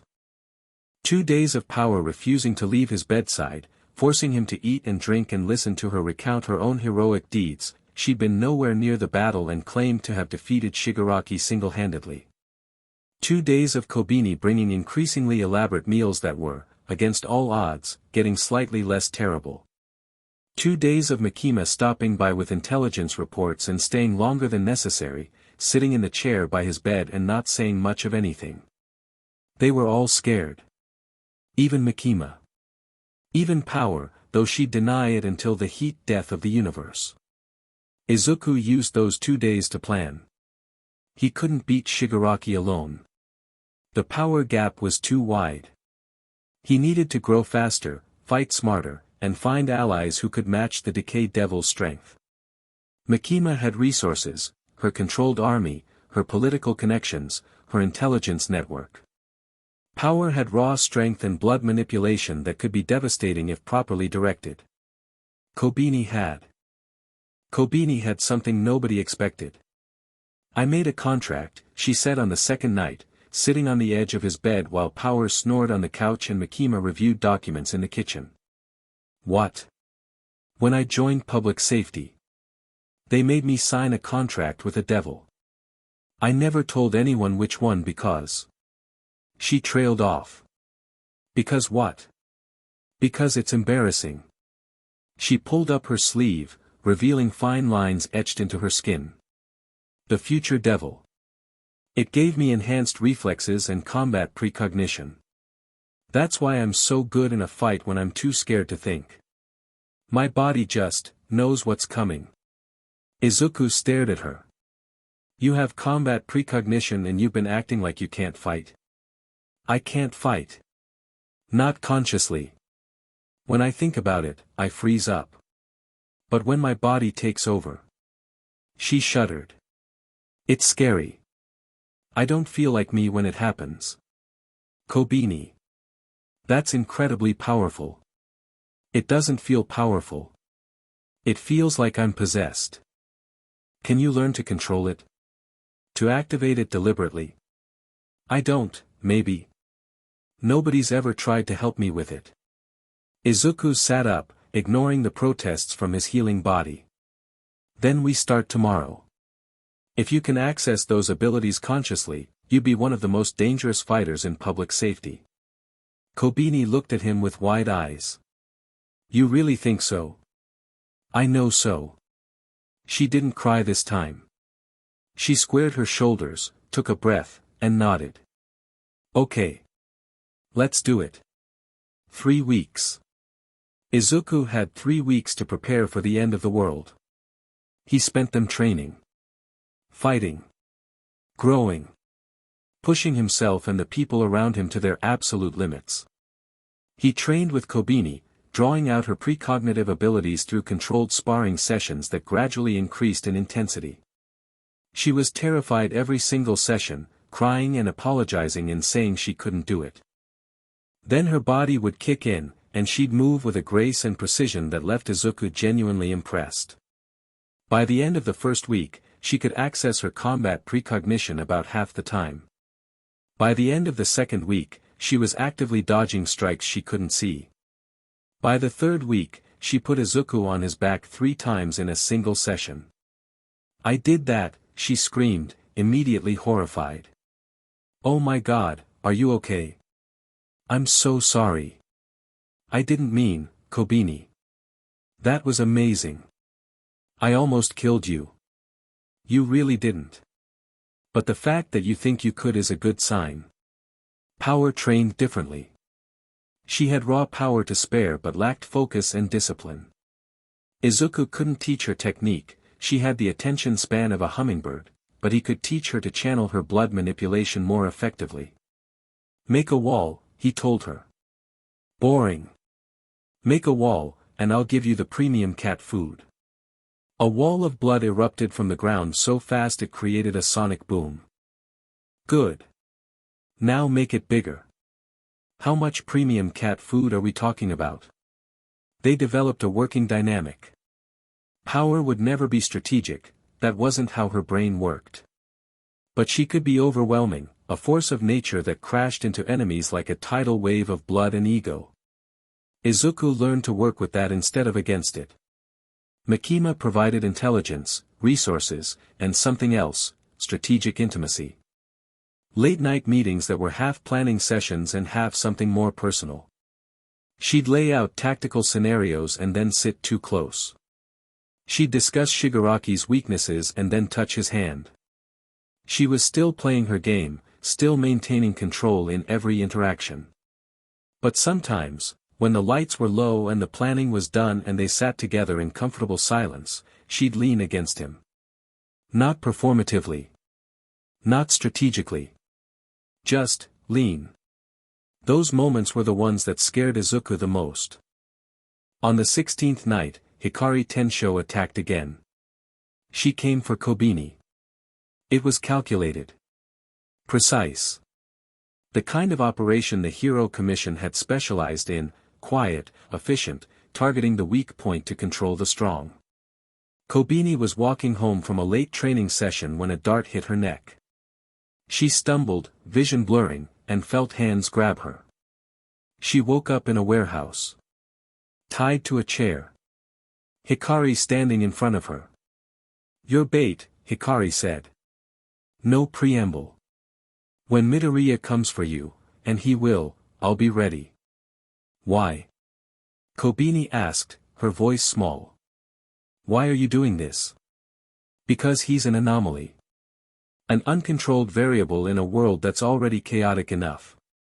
The Hero Commission taught me that uncontrolled variables must be eliminated. The Hero Commission killed innocent people. We killed threats. Sometimes threats look innocent. Hikari checked her equipment, weapons, restraints, devil-powered devices. Don't worry. If he cooperates, you'll be released unharmed. And if he doesn't? Hikari didn't answer. Izuku found out within an hour. Power smelled Kobeni's blood, just a trace, from the dart that broke her skin, and tracked it across half the city with the single-minded determination of a bloodhound with a grudge. The commission woman took her, Power growled, nose twitching. I can smell that weird sterile scent she wears. Where? Warehouse. East side. Near the old fishery. Izuku grabbed his jacket. Makima's words echoed in his head, be strategic, don't rush in, think before acting. Screw that. Kobeni was in danger. Power. You're with me. Obviously. This is a rescue mission, and I am the most qualified rescuer in existence. If things go bad, get Kobeni out. I'll handle Hikari. What if things go very bad? Then you get Kobeni out faster. They moved through the city at speed, Power keeping pace with her unnatural fiend agility, Izuku's fear-enhanced body covering ground in massive strides. Civilians scattered at the sight of them, a green lightning-wreathed man and a horned blood fiend sprinting through the streets like the world was ending. The warehouse was dark when they arrived. Izuku could feel Kobeni's fear inside, sharp, bright, the terror of someone who'd been kidnapped and didn't know if she'd survive. He could also feel Hikari's cold, calculated readiness. No fear from her, just focus and determination. There are traps, Power whispered, sniffing the air. Chemicals. Explosives. She's prepared. Of course she is. Izuku cracked his knuckles. Stay behind me until I clear a path. He kicked the door down. Hikari's first trap was a web of high-tension wires at neck height. Izuku felt them slice into his skin and burst through them, regenerating as he moved. Second trap, a flashbang, perfectly positioned to blind and disorient. He closed his eyes and navigated by fear sense, tracking Kobeni's terror through the darkness.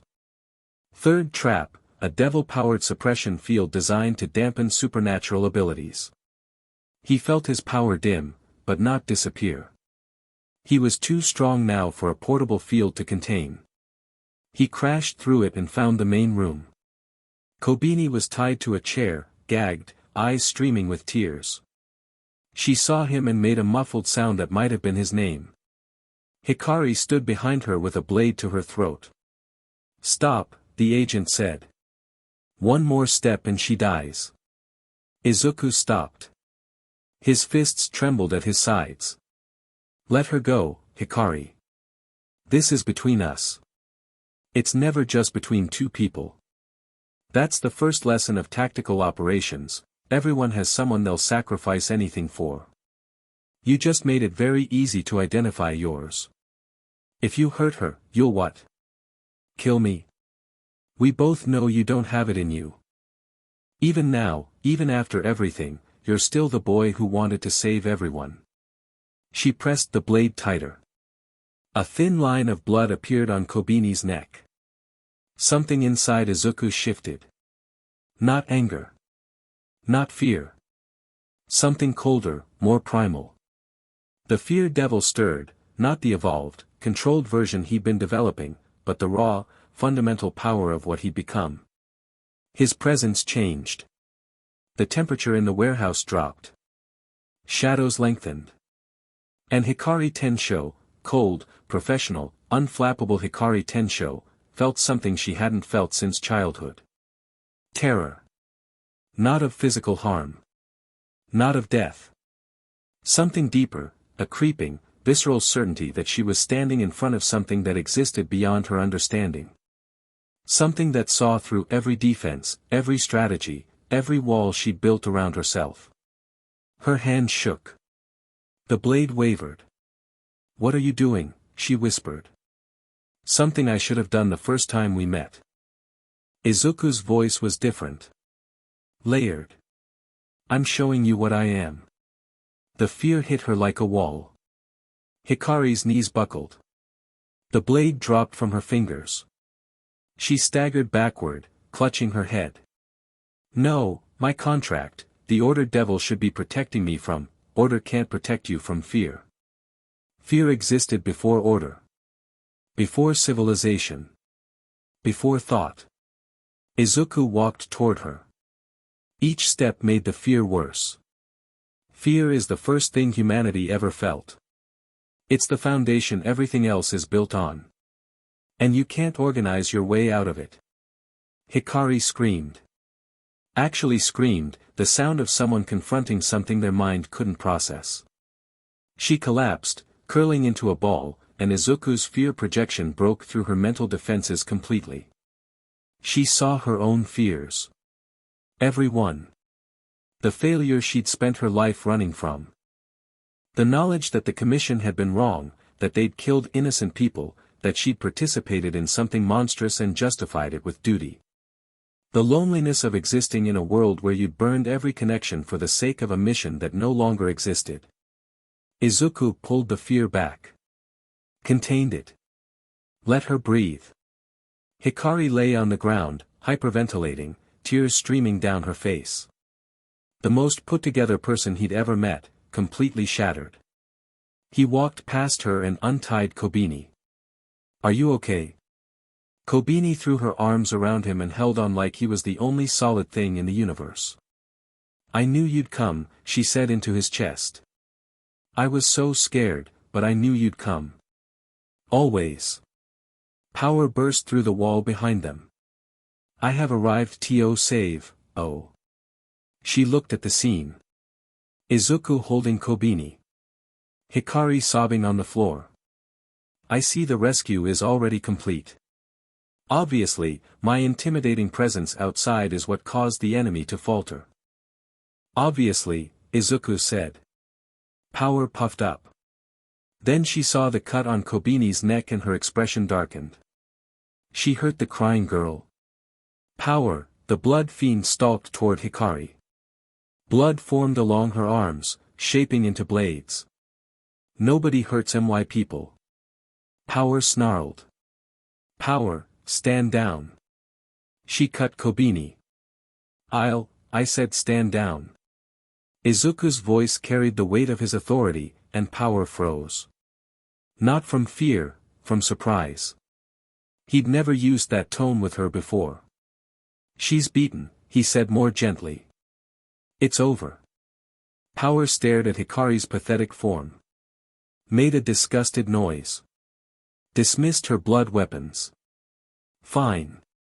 But if she touches anyone again, I'm draining her dry." "Fair enough." He looked down at Hikari.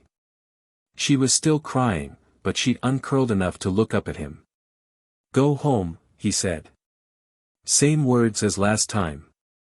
"But I'm serious now. You come after me or mine again, and I won't just show you your fears. I'll leave you in them." Hikari nodded. Slowly. Broken. He carried Kobeni out of the warehouse. Power walked beside them, close enough that her shoulder bumped against his arm. Nobody spoke. They didn't need to. That night, all four of them ended up in Izuku's apartment. Power claimed the bed. Kobeni took the couch, wrapped in 3 blankets despite it not being cold. Makima, who had arrived an hour after the rescue with a look on her face that suggested someone was going to pay dearly for this security breach, sat in the kitchen chair. Izuku leaned against the counter. His body ached. His power reserves were low. But his people were safe, and that mattered more. 3 days, he said. 3 days until Shigaraki's ritual reaches completion. The room was quiet. "We need a plan," Makima said.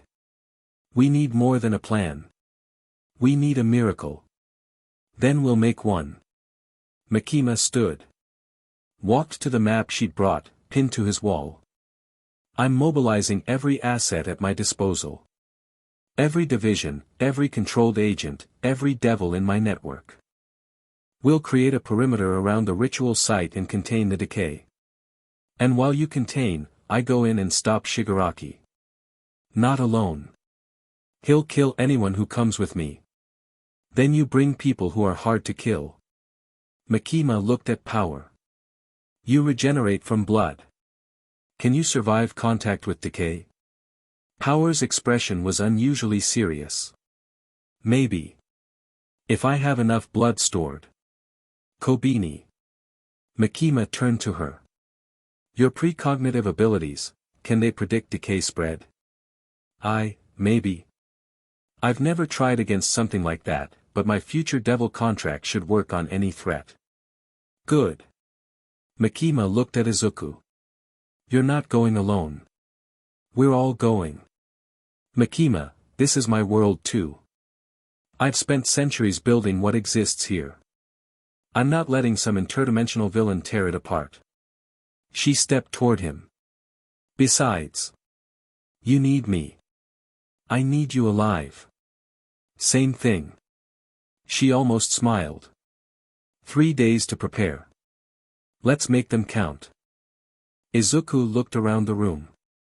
Power, fierce and ridiculous and loyal in ways she'd never admit. Kobeni, terrified and brave and stronger than she knew. Makima, dangerous and beautiful and choosing to stand with him. His people. His life. His reason to fight. Okay, he said. Let's get to work. Chapter 3, Fearless. 2 days before the end of the world, Izuku Midoriya burned dinner. Not because he was distracted by strategy or consumed by dread. He burned it because power shoved him away from the stove to steal a piece of chicken directly from the pan, knocked the burner to maximum, and then denied everything while grease smoke filled the apartment. I did not touch the stove. Power, your hand is literally still in the pan. This hand acts independently. I cannot be held responsible for its behavior. Kobeni rushed in with a wet towel, waving it at the smoke detector before it could trigger. She'd gotten faster over the past weeks, not just in combat, but in everyday crisis management. Living adjacent to power was basically combat training. Move, move, move, Kobeni climbed onto a chair, reached the detector, and pulled the battery with practiced efficiency. She'd done this 4 times this week. Makima sat at the kitchen table, watching all of this with an expression of serene amusement, drinking tea from a cup she'd brought from her own apartment because Izuku's mugs were unacceptable. You could help, Izuku told her. I am helping. I'm observing team dynamics under stress conditions. You're drinking tea. Multitasking. Izuku scraped the charred chicken into the trash, started over with fresh ingredients, and physically blocked power from the stove with his body. She complained loudly about his tyranny while simultaneously trying to reach around him. This was his life now. This chaotic, loud, somehow functional arrangement where 3 very different women occupied his space and his time and his heart, and he cooked dinner while the clock ticked toward the apocalypse. He wouldn't trade it for anything. Rice is almost done, Kobeni called from where she was monitoring the rice cooker with the intensity of a bomb disposal technician. I measured everything exactly this time. 3 cups of rice, 3 cups of water, just like the instructions say. Last time you used 3 cups of rice and 3 cups of chicken broth, Izuku reminded her. And it was innovative. You said so yourself. I said it was interesting. There's a difference. That's what people say when something is terrible. Power grabbed a piece of raw chicken and ate it before anyone could stop her. I don't understand why you cook meat. It's better raw. You'll get sick. I am a fiend. I don't get sick. I am immune to, she paused mid-chew. Actually, I feel strange. That's salmonella. What is salmonella? Is it powerful? I will defeat it. Makima set down her teacup. If we could focus for a moment. The room quieted. Even Power stopped chewing, though she didn't spit out the chicken. Tomorrow, I'm mobilizing the full force of public safety, Makima said. Every division, every asset. The perimeter around the ritual site will be established by dawn. Denji and Aki will lead the outer defense teams. Beam and the other fiends will handle crowd control and civilian evacuation. She pulled a folded map from her jacket and spread it on the table, pushing aside plates and Power's stolen food. Red circles marked the ritual points, the geometric pattern of decay that Shigaraki had been carving across Tokyo for weeks. The ritual circle has 7 anchor points, Makima continued. Each one is a location where Shigaraki performed a major decay event. They're connected by lines of residual entropy, paths where reality is already weakened. When he activates the full circle, these weak points will tear open simultaneously. And that's when the worlds merge, Izuku said. Partially. The merger won't be instant, it'll spread outward from the center, consuming everything in its path. We estimate full dimensional collapse within 6 hours of activation. 6 hours to save 2 worlds. Kobeni's voice was small. No pressure. The key is the center point. Makima tapped the map. Here. Shibuya. That's where Shigaraki will perform the final activation. If we can stop him there before he completes the ritual, the whole thing falls apart, Izuku finished. The anchor points become inert, the weak spots heal. Correct. But getting to the center won't be simple. Shigaraki has spent weeks preparing defenses, corrupted devils, cultist followers, and the decay field itself. Anything that enters the ritual area begins to break down. Except me, Izuku said. My regeneration can counter the decay. Not forever, but long enough. Which is why you're the spear. Makima looked at him directly. You punch through to the center. I hold the perimeter and keep his forces contained. Power and Kobeni go with you as support. Power perked up. I get to fight the final boss. You get to keep Midoriya alive while he fights the final boss. Same thing. I accept this glorious mission. Kobeni raised her hand tentatively. Quick question. When you say, the decay field breaks down anything that enters, does that include, people? Like, human-shaped people. Who are maybe not super durable. Your future devil contract should give you enough precognitive warning to avoid direct contact with the decay, Makima said. Stay close to Midoriya. His fear aura will provide partial protection. Partial. Better than none. Kobeni made a sound that was half whimper, half resigned acceptance. The sound of someone who'd made peace with the fact that her life would never not be terrifying. Izuku put his hand on her shoulder. She jumped, then settled. I won't let anything happen to you, he said. You can't promise that. Watch me. She looked up at him. The fear was still there, it would always be there, woven into her DNA, the background radiation of Kobeni's existence. But layered over it was something else. Trust. The hard-won, battle-tested trust of someone who'd seen him walk into hell and come back every single time. Okay, she said. Okay. Let's save the world.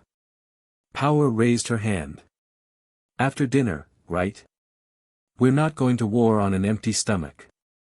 After dinner, Izuku confirmed. He went back to cooking. The apartment filled with the smell of food and the sound of bickering and Makima's quiet tea sipping. Normal domestic chaos, hours before the apocalypse. Izuku held on to it. Every second. Every stupid, wonderful moment. Because after tomorrow, nothing would be normal again. Makima left first, citing preparations that required her personal attention. She paused at the door and looked back at Izuku with an expression he'd never seen on her face before. Walk me out, she said. He followed her into the hallway. The fluorescent light buzzed overhead, casting everything in that sterile government housing glow. Makima stood with her back to him for a moment. When she turned, the mask was off. Not the subtle vulnerability she'd shown before, fully off. Raw. I need to say something, she said. And I need you to not interrupt. Okay. I'm the control devil. Control is my nature, my purpose, my fundamental identity. Everything I've done since I met you, the dinners, the intimacy, the strategic partnership, has been, on some level, an attempt to bring you under my influence. She paused. You know this. I know this.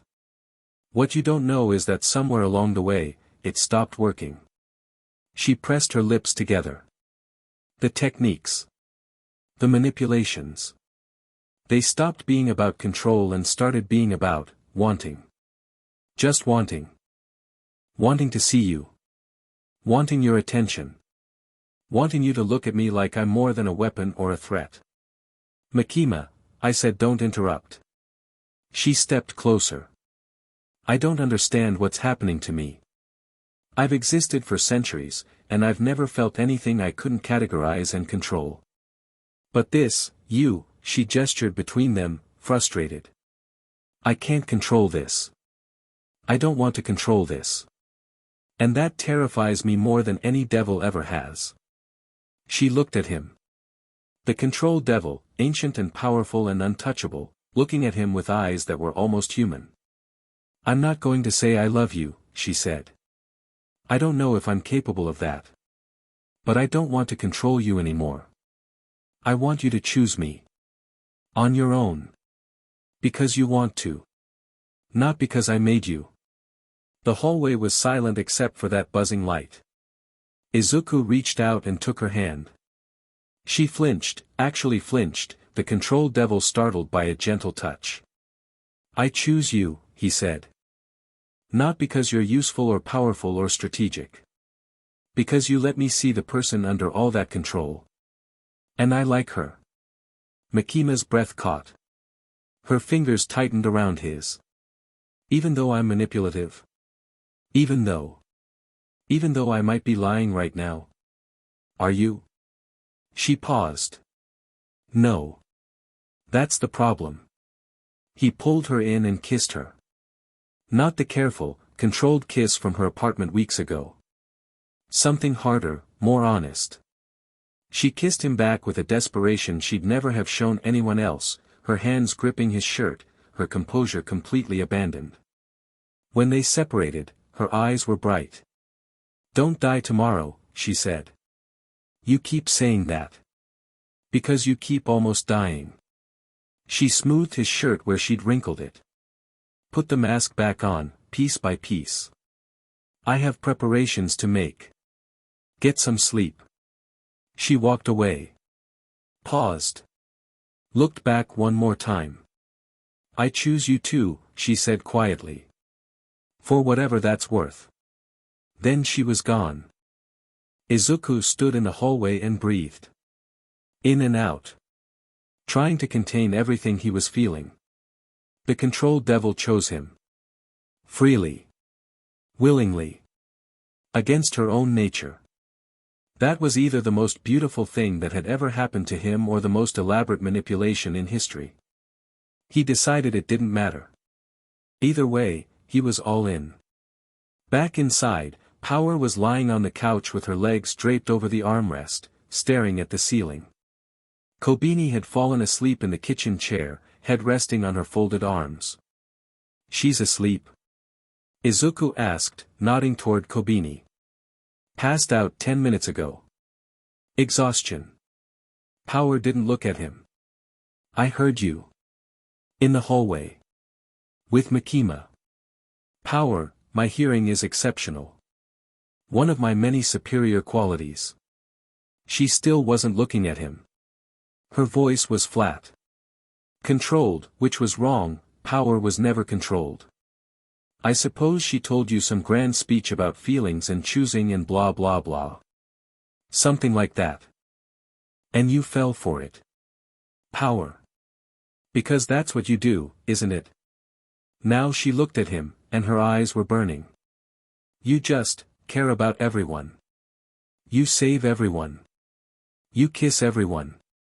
You make everyone feel special and then she stopped. Swallowed. Looked away again. I was here first, she said, so quietly he almost missed it. Before Makima. Before the crying girl. I was here. I followed you home.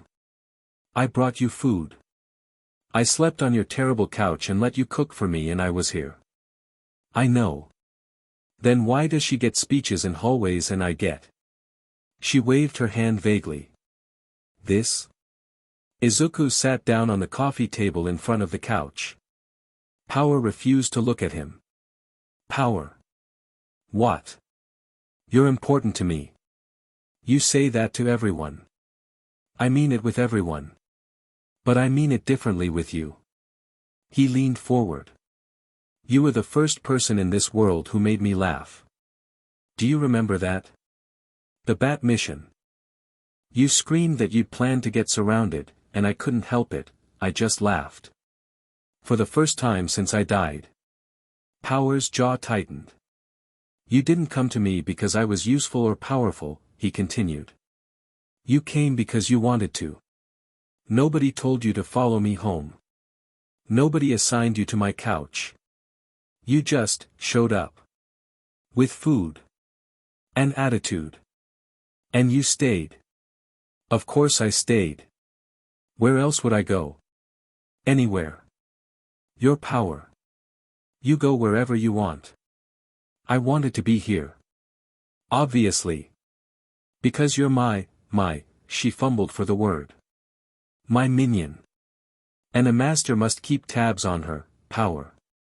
What? I love you. The silence that followed was so complete that Izuku could hear Kobeni's breathing from the kitchen. Power's mouth opened. Closed. Her cheeks went bright red, impressively so for a fiend. Her eyes went wide, then narrow, then wide again.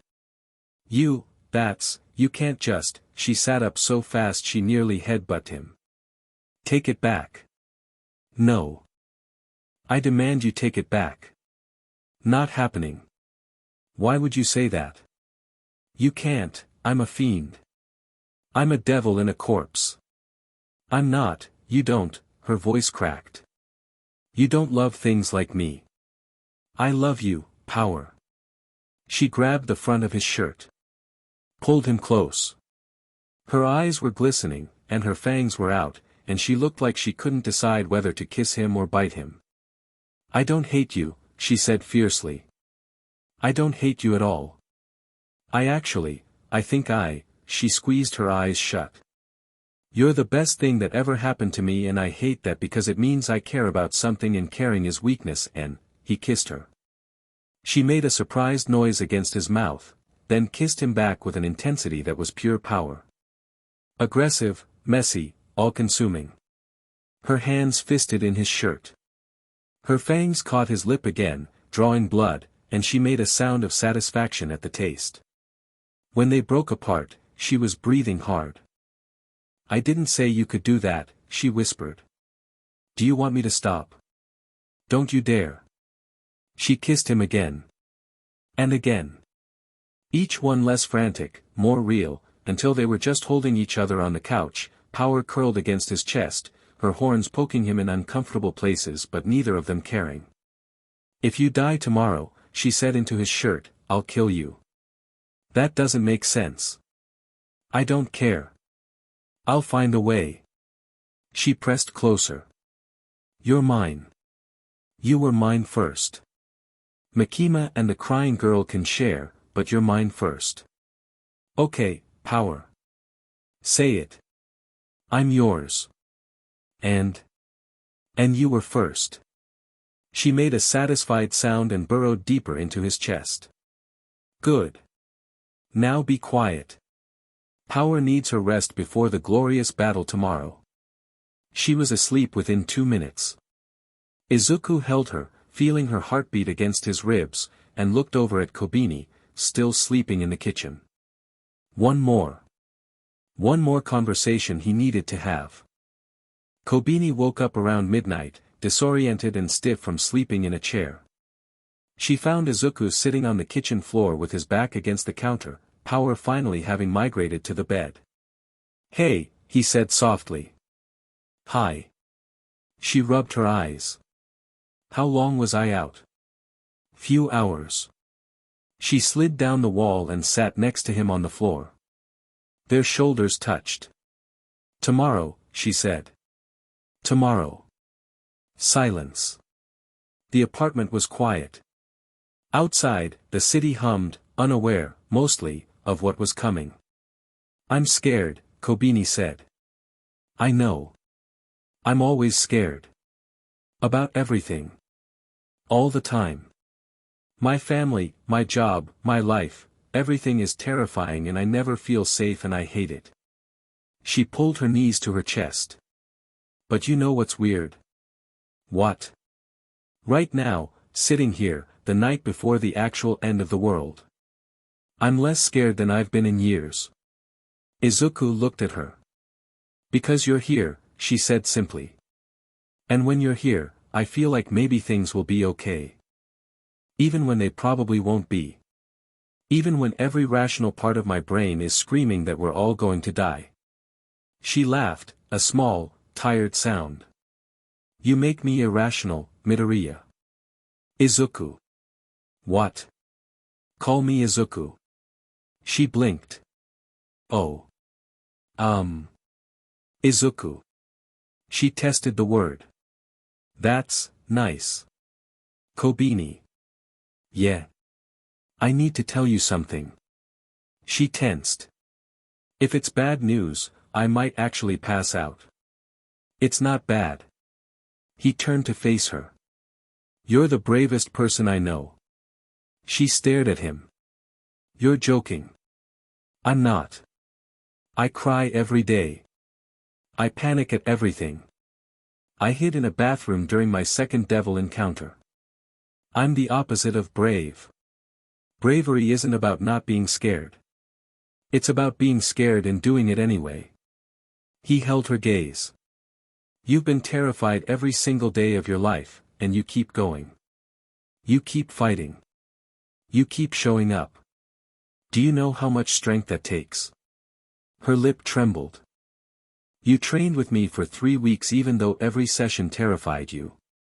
You cooked me meals, terrible meals, the worst meals I've ever eaten, because you wanted to take care of someone. You're coming with me tomorrow to fight an enemy that could destroy reality, and you haven't run." "I thought about running. But you didn't." "No."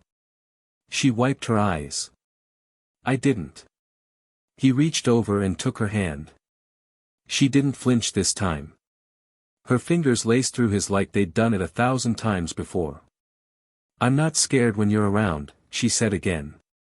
"That's the most extraordinary thing anyone's ever given me. My whole life, I've been looking for somewhere safe. And it's not a place. It's you." She leaned against him. Her head fit perfectly in the curve of his shoulder, something he'd noticed before but never commented on. "Izuku?" "Yeah. Can I stay? Tonight? I don't want to go home." "You can always stay.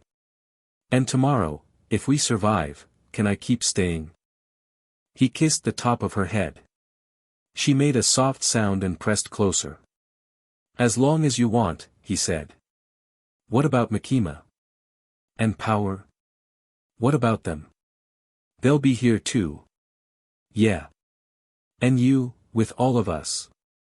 "If you're asking if this is weird, the answer is yes. But I don't care. Do you?" Kobeni was quiet for a moment. Then, Power snores. "She does. And Makima is terrifying. Also true. And I'm a mess. A beautiful mess." She laughed, really laughed, bright and genuine. "You're so cheesy. Guilty. Okay." She settled against him. "Okay. All of us. Together. I can handle that." "Yeah. Yeah. As long as you keep cooking. Because I'm not getting better and Power will give everyone food poisoning." He held her. She held him. And the night passed quietly, the two of them sitting on a kitchen floor, finding peace in the last hours before chaos. Dawn came bloody.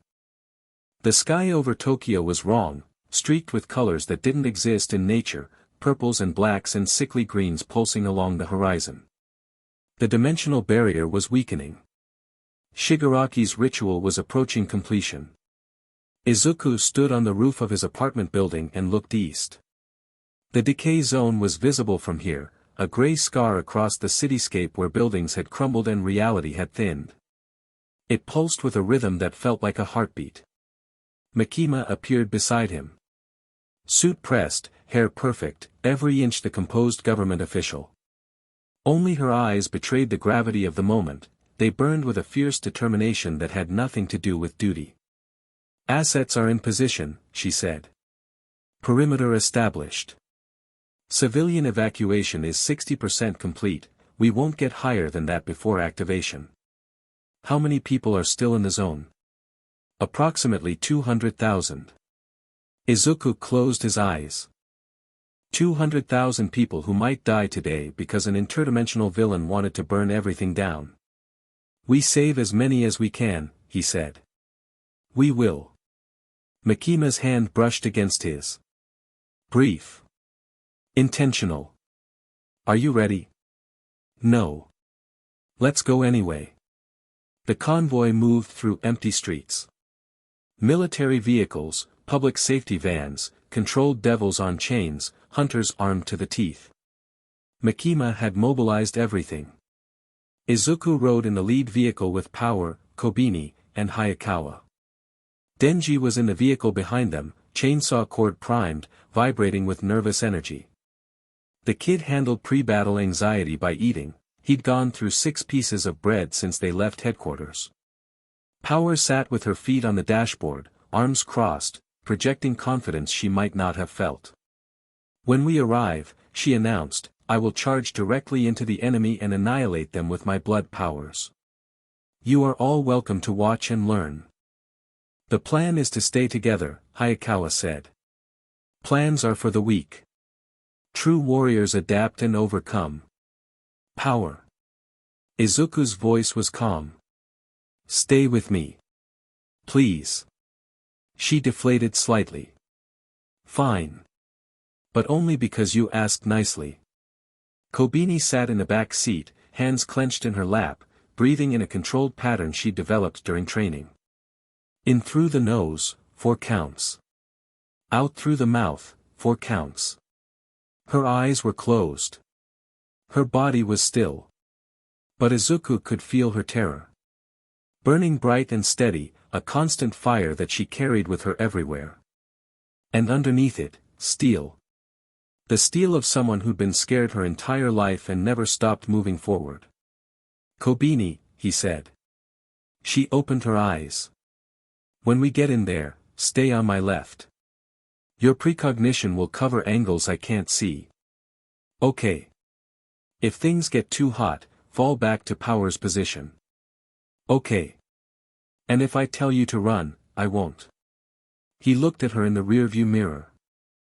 I won't run, she repeated. Not this time.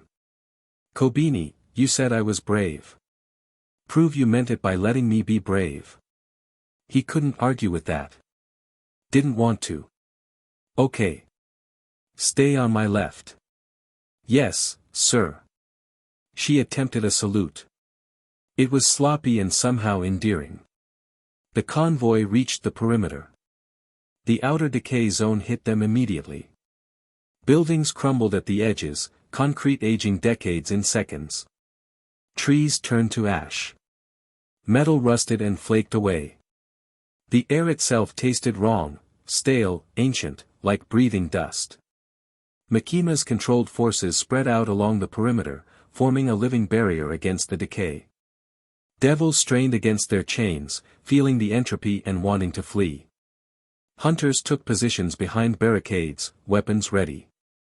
The ritual will activate within the hour, Makima said through the radio. Strike team, you're clear to proceed. Strike team. That was Izuku, Power, and Kobeni. 3 people against the end of the world. I've always loved good odds, Power said. These are terrible odds. That's what I said. Good odds. Anything else would be boring. They entered the decay zone. It was like walking into a dying world. Everything gray, everything crumbling, the colors leached out of reality itself. The buildings they passed collapsed in slow motion, shedding years of structural integrity with every second. Cars rusted on the streets, tires deflating, glass cracking. Izuku felt the decay pressing against his body, a constant, gnawing dissolution that his regeneration fought to counter. His fear energy burned faster here, consumed by the effort of keeping himself intact. Power's blood was affected differently. She bled constantly from small wounds that opened and closed as the decay ate at her body and her fiend nature healed her. She didn't complain, at first, but her jaw was tight with effort. Kobeni moved between them, her future devil contract working overtime. She dodged patches of accelerated decay before they formed, her body reacting to threats that hadn't happened yet. Her footwork was incredible, precise, efficient, almost graceful. Left, she called out, and they swerved to avoid a section of street that collapsed into a sinkhole. Above, and they ducked under a falling wall of brickwork that dissolved into powder before it reached the ground. She was in the zone. Full combat precognition, activated not by mindless panic but by focused determination. Izuku had never been more proud of anyone. The first wave of enemies hit them 3 blocks in. Corrupted devils, creatures that Shigaraki had partially decayed and rebuilt as servants. They were twisted, wrong, their bodies a patchwork of normal devil anatomy and gray, crumbling flesh. They moved in coordinated groups, herding the strike team toward kill zones. Power screamed her own name and charged. Blood erupted from her body in a torrent, forming into massive spears that skewered 3 corrupted devils simultaneously. She ripped the spears free and reformed them into a shield as a 4th devil lunged at her face. Too slow. She batted the devil aside and stomped on its head. Pathetic. Send stronger ones. Izuku took the main group. 6 corrupted devils, each one the size of a van, each one radiating decay from its body. He couldn't afford to let them touch him for too long, even his regeneration had limits. He moved fast. Faster than he'd ever moved before. The vestiges of One for All surged through him, green lightning wreathing his arms, and he combined it with fear energy in a way he'd been practicing for weeks. Each punch carried the weight of primal terror, not just physical force, but the psychic impact of fear itself. The first devil he hit didn't just die, it came apart. The fear energy disrupted the decay holding it together, and the devil dissolved into gray ash that scattered in the wind. 2 more rushed him from opposite sides. Kobeni called the angle before they committed, and Izuku spun between them, striking both simultaneously. 4 down. 2 to go. The last pair was smarter. They circled, waiting for an opening. Izuku felt their residual fear, corrupted and twisted, but still present. Still edible. He drained them. Reached out with his power and pulled the fear from their corrupted bodies, and they stumbled, weakened, confused. Power finished them off with a blood lance through both at once. That counts as MY kills, she declared. Whatever you say. I'm serious. I want proper credit in the after-action report. We're fighting the apocalypse and you're worried about the after-action report. Documentation is important. A cultist emerged from a ruined building, brandishing a crude weapon and screaming about the Liberator. Kobeni put him down with a single precise strike before he got within 10 feet. She looked at her own fist, surprised. I did that on purpose, she said. I actually did that on purpose. Good. Keep doing it. They pushed deeper into the decay zone. More enemies. More crumbling reality. More constant, grinding attrition against Izuku's reserves. And then they reached the center. Shibuya Crossing. The most famous intersection in Tokyo. A place where hundreds of thousands of people walked every day, where the energy of the city converged in a single chaotic node. It was gone. Not destroyed, transformed. The buildings around the crossing had decayed to their foundations and been rebuilt with something else. Gray, organic structures grew from the rubble, twisting upward toward the cracked sky. They pulsed with energy, connected by veins of entropy that formed the final layer of the ritual circle. And in the center, floating 10 feet above the ground, was Shigaraki Tamura. He'd changed since their last encounter. The decayed devil had fully manifested. Shigaraki's body was wrapped in gray armor that shifted and flowed, organic and mechanical at once. His white hair floated around his head. His red eyes glowed from within the armor, and 4 additional arms had grown from his back, each one ending in 5-fingered hands that dripped with decay. Deku. His voice echoed across the transformed intersection. You came. I was starting to worry. Shut the ritual down, Shigaraki. Why would I do that? I'm so close. He gestured upward. The sky was cracking. Through the fissures, another world was visible, glimpses of a different Tokyo, a different skyline. Izuku recognized it with a jolt that hit him in the chest. His world. His original world. Buildings he knew. Streets he'd walked. A sky he'd watched from the roof of UA. Beautiful, isn't it? Shigaraki descended until his feet touched the ground. Where he landed, the pavement aged 1,000 years in a second. 2 worlds, coming together. All that fear, all that despair, all that delicious inevitability. When they merge fully, the resulting devil, the despair devil, will be the most powerful being in existence. And then what? It destroys everything. Everything. Both worlds. Every corrupt institution, every failed hero, every system that chews people up and spits them out. Shigaraki's expression softened, genuinely, disturbingly. Don't you want that? After what they did to us? They didn't do anything to us. They hurt me. They hurt you. That's not the same as the world being broken. Isn't it? Shigaraki spread his arms. All 6 of them. Name one institution that didn't fail you. One system that actually protected you. One person who didn't eventually. Power stayed. Shigaraki blinked. Power stayed, Izuku repeated. She followed me home on my first night here. Brought me dinner. Slept on my couch. She didn't have a reason. Nobody told her to. She just stayed. A fiend. You're citing a fiend as evidence that Kobeni chose to be here. She's terrified right now, she's always terrified, but she came anyway. Because she decided I was worth fighting for. A broken girl with a death wish, and Makima. The control devil. A being who has literally never given up control of anything in her entire existence chose to let me in. Chose to be vulnerable. With me. Shigaraki stared at him. The decay aura around him flickered. That's what you can't understand, Izuku said. You look at the world and see systems. Institutions. Structures. And yeah, those are broken.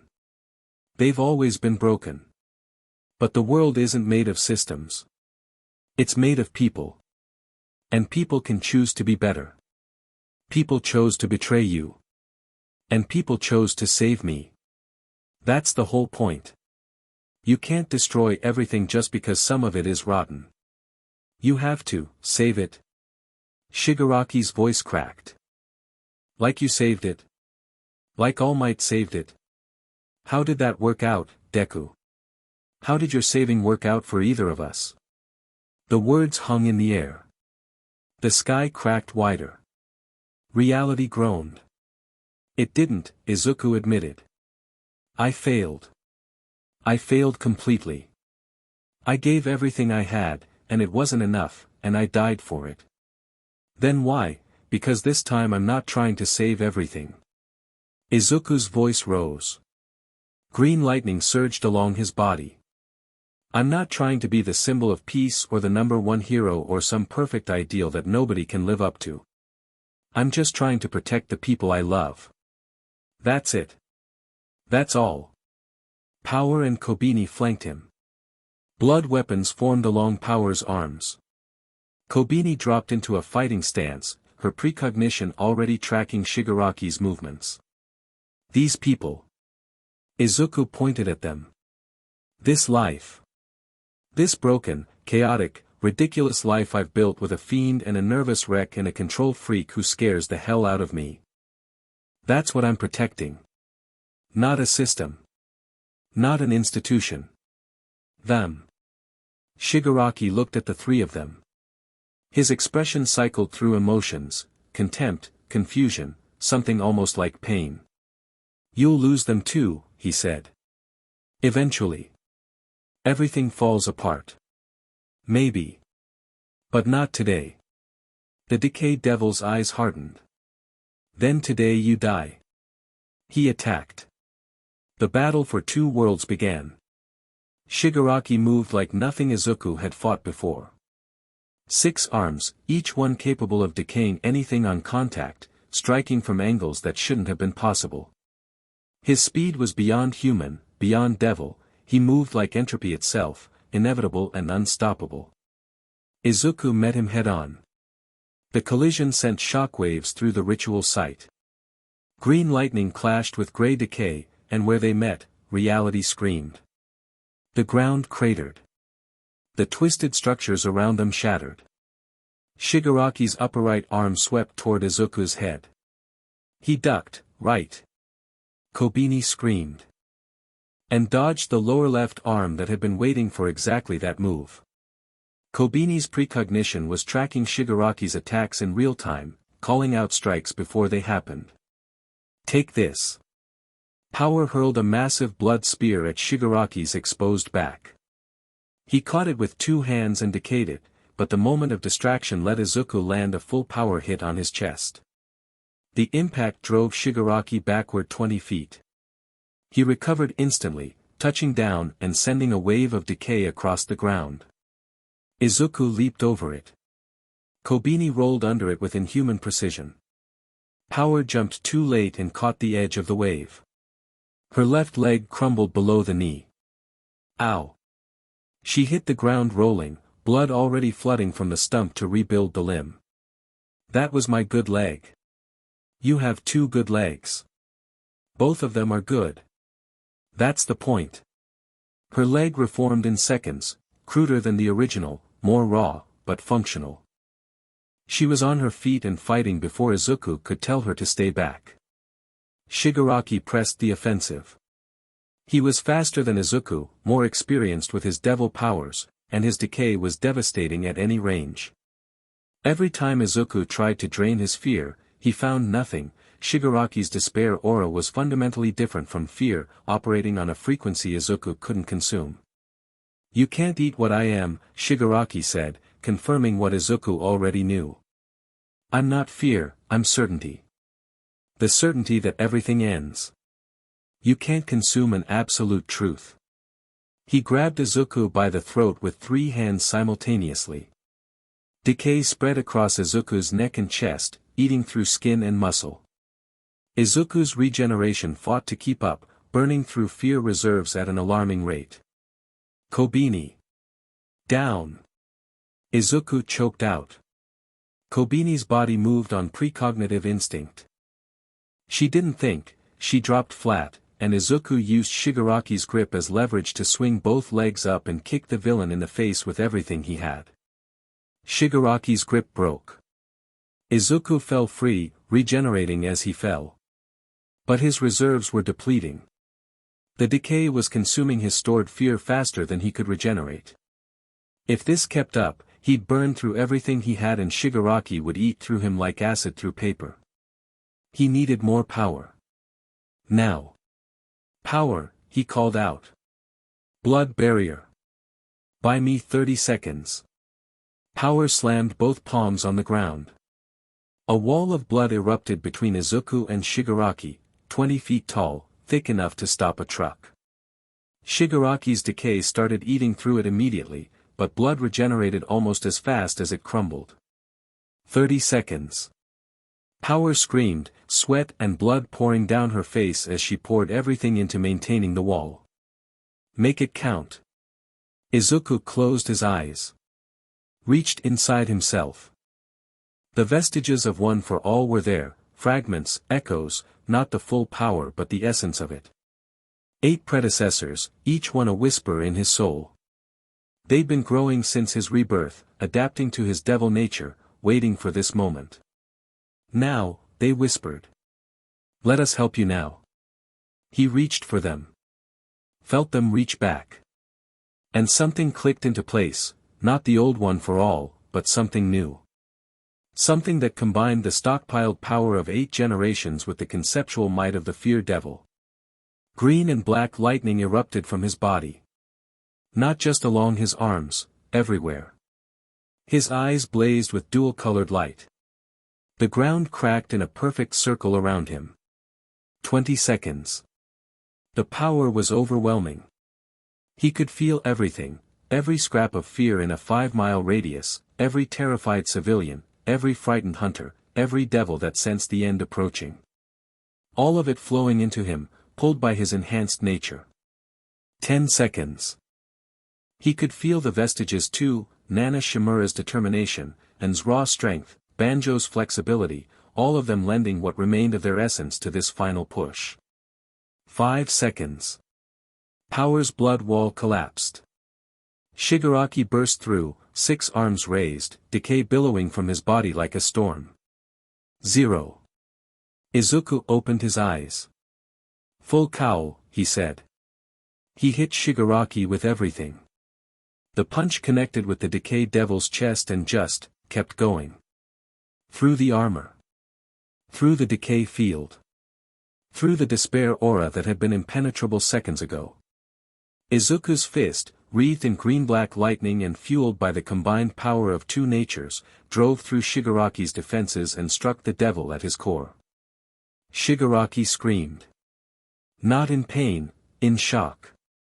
His decay tried to consume the power flooding into him, but it couldn't. Fear wasn't despair. Hope wasn't entropy. And what Izuku was channeling was neither, it was something older, something fundamental. The will to live. The refusal to give up. The absolute, irrational certainty that things could be better. You're wrong, Izuku said, driving the punch deeper. Not everything falls apart. Sometimes, when people choose to hold on, things come together. Shigaraki's armor cracked. His extra arm spasmed. The decay field around him flickered and died. No, I'm the decay devil, I am entropy, your Tamura Shigaraki. A kid who got hurt and decided the world should hurt too. Izuku's voice was steady. I understand that. I almost became that. But I found people worth protecting, and you didn't. Shut up. You don't know, you can't, Izuku pushed harder. The green-black lightning spread from his fist into Shigaraki's body, disrupting the devil energy that held him together. The decayed devil's power began to unravel, not destroyed, but separated. Pulled apart from the human soul at its center. Shigaraki screamed again. This time in pain. I'm not going to kill you, Izuku said. I'm going to do something worse. I'm going to save you. He reached into Shigaraki's core and grabbed the human soul trapped inside the devil's nature.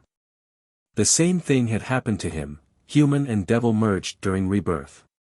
But where Izuku had found balance, Shigaraki had been consumed by his devil half. The despair had eaten the person. Izuku pulled. Not on the devil, on the person. The scared, angry, broken kid underneath all that power. Shigaraki thrashed. Let go. You can't, this power is mine, the power was never yours. It was the fear and despair of everyone you hurt. And I'm taking it back. He consumed. Not fear this time, despair. The accumulated hopelessness that Shigaraki had generated and hoarded, the darkness that fueled the decayed devil's existence. Izuku pulled it into himself, and his nature, fear devil, remnant of one for all, something entirely new, processed it. Broke it down. Transmuted it. Despair became fear. Fear became fuel. Fuel became power. And Shigaraki, diminished. The extra arms withered and fell away. The armor cracked and crumbled. The red glow in his eyes faded to something more human. He shrank, collapsed, until he was just a man kneeling on broken ground, gasping for breath. "No," he whispered. "No, my power, my purpose, your purpose was destruction. You don't need it anymore." Shigaraki looked up at him with eyes that were almost human. Almost afraid. For the first time since either of them had been reborn. "What am I without it?" he asked. "Small. Lost." Izuku looked down at the villain who had haunted two worlds. "That's for you to figure out. In a cell, under guard, answering for what you've done. Not erased. Not executed in secret. Judged. By a world you tried to destroy." Shigaraki's head dropped. He didn't fight when Makima's chains found him, wrapping around his body, pulling him down. The ritual collapsed without its architect. The twisted structures crumbled, real crumbling this time, natural decay, just gravity doing its thing. The veins of entropy dissolved. The anchor points across the city went dark one by one. And the sky healed. The cracks closed. The glimpses of the other world faded. Reality reasserted itself with an almost audible snap, the dimensional barrier sealing shut. It was over. Izuku stood in the ruins of Shibuya Crossing, swaying on his feet, drained of almost everything he had. Green-black lightning still flickered along his arms, fading slowly. Power hit him from behind in a tackle hug that nearly sent them both to the ground. "We won. I won. The great power is victorious. We all won, power. Yes, but mostly me." She was crying. Actually crying, blood-tinged tears streaming down her face, and she didn't even try to hide it. "You're alive. I told you not to die and you listened for once." Kobeni approached more carefully. She was battered, bruises, scrapes, a cut above her eye, but standing. Walking. Alive. She stopped in front of him. Opened her mouth. Closed it. Then she punched his shoulder. "Ow. What, that's for scaring me." She punched him again. "That's for telling me to run and then doing something suicidal." And again. "And that's for making me care about you so much that I followed you into the literal apocalypse instead of hiding in a bathroom like a normal person. Are you done?" "No." She grabbed his shirt, pulled him down, and kissed him. It was clumsy and desperate and she was shaking from head to toe, but she kissed him like the world had ended and she was the reason it started spinning again. Power watched this with narrowed eyes. "I kissed him first. I have seniority. Nobody cares about seniority, Power. I care. I am the first and best." Kobeni released Izuku and whirled on Power. "Oh, shut up. For once in your life, shut up." Power's jaw dropped. "Did the crying girl just tell me to?" "Yes. I did. And I'll do it again." Kobeni was vibrating with adrenaline and terror and some new, fiery energy that Izuku had never seen in her before. "I just survived the end of the world. I punched a cultist. I kissed a boy. I am having a moment and you will not ruin it." Power stared at her. Then she grinned, wide, wild, genuinely delighted. "The crying girl has teeth. I approve." She slung an arm around Kobeni's shoulders. Kobeni flinched, then didn't. "We will share him. But I get priority. Non-negotiable. We'll discuss terms later." "There are no terms. I am Power. I dictate, later, power. Makima arrived last. She walked through the ruins with her dogs at her heels, surveying the damage with an expression that was already calculating reconstruction costs. But when she reached Izuku, the calculation stopped. She looked at him. Beaten, exhausted, barely standing, held up by a fiend and an anxious woman who were arguing about relationship hierarchy. She smiled. The real one. The one that made her look almost human. You did it, she said. We did it. I'll take partial credit. She stepped forward, cupped his face in both hands, and kissed him. Brief, precise, devastatingly effective. Power squawked in outrage. Kobeni went crimson. I told you not to die, Makima murmured against his lips. I listened. Good boy. Don't push it. She laughed. Genuine, surprised, beautiful. Then she stepped back and became the control devil again, organizing rescue efforts, directing cleanup, barking orders into her radio. But she stood closer to Izuku than necessary while she did it, and her hand found his whenever she paused between commands.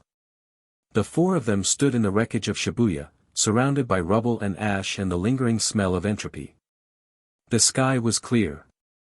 The sun was rising. It was the first morning of the rest of their lives. Recovery took months. The decay zones healed slowly, reality knitting itself back together, buildings being reconstructed, communities rebuilding. Public safety operated at triple capacity, handling the aftermath of the crisis while managing the normal devil threats that didn't take a break just because the world had almost ended. Izuku's power stabilized. The massive surge from the final battle settled into something more sustainable. He was permanently stronger, his fear absorption more efficient, his vestige-enhanced abilities reliable enough for daily use. He wasn't the strongest being in the world. But he was strong enough to protect what mattered. Shigaraki was imprisoned in a facility designed by Makima specifically to contain him.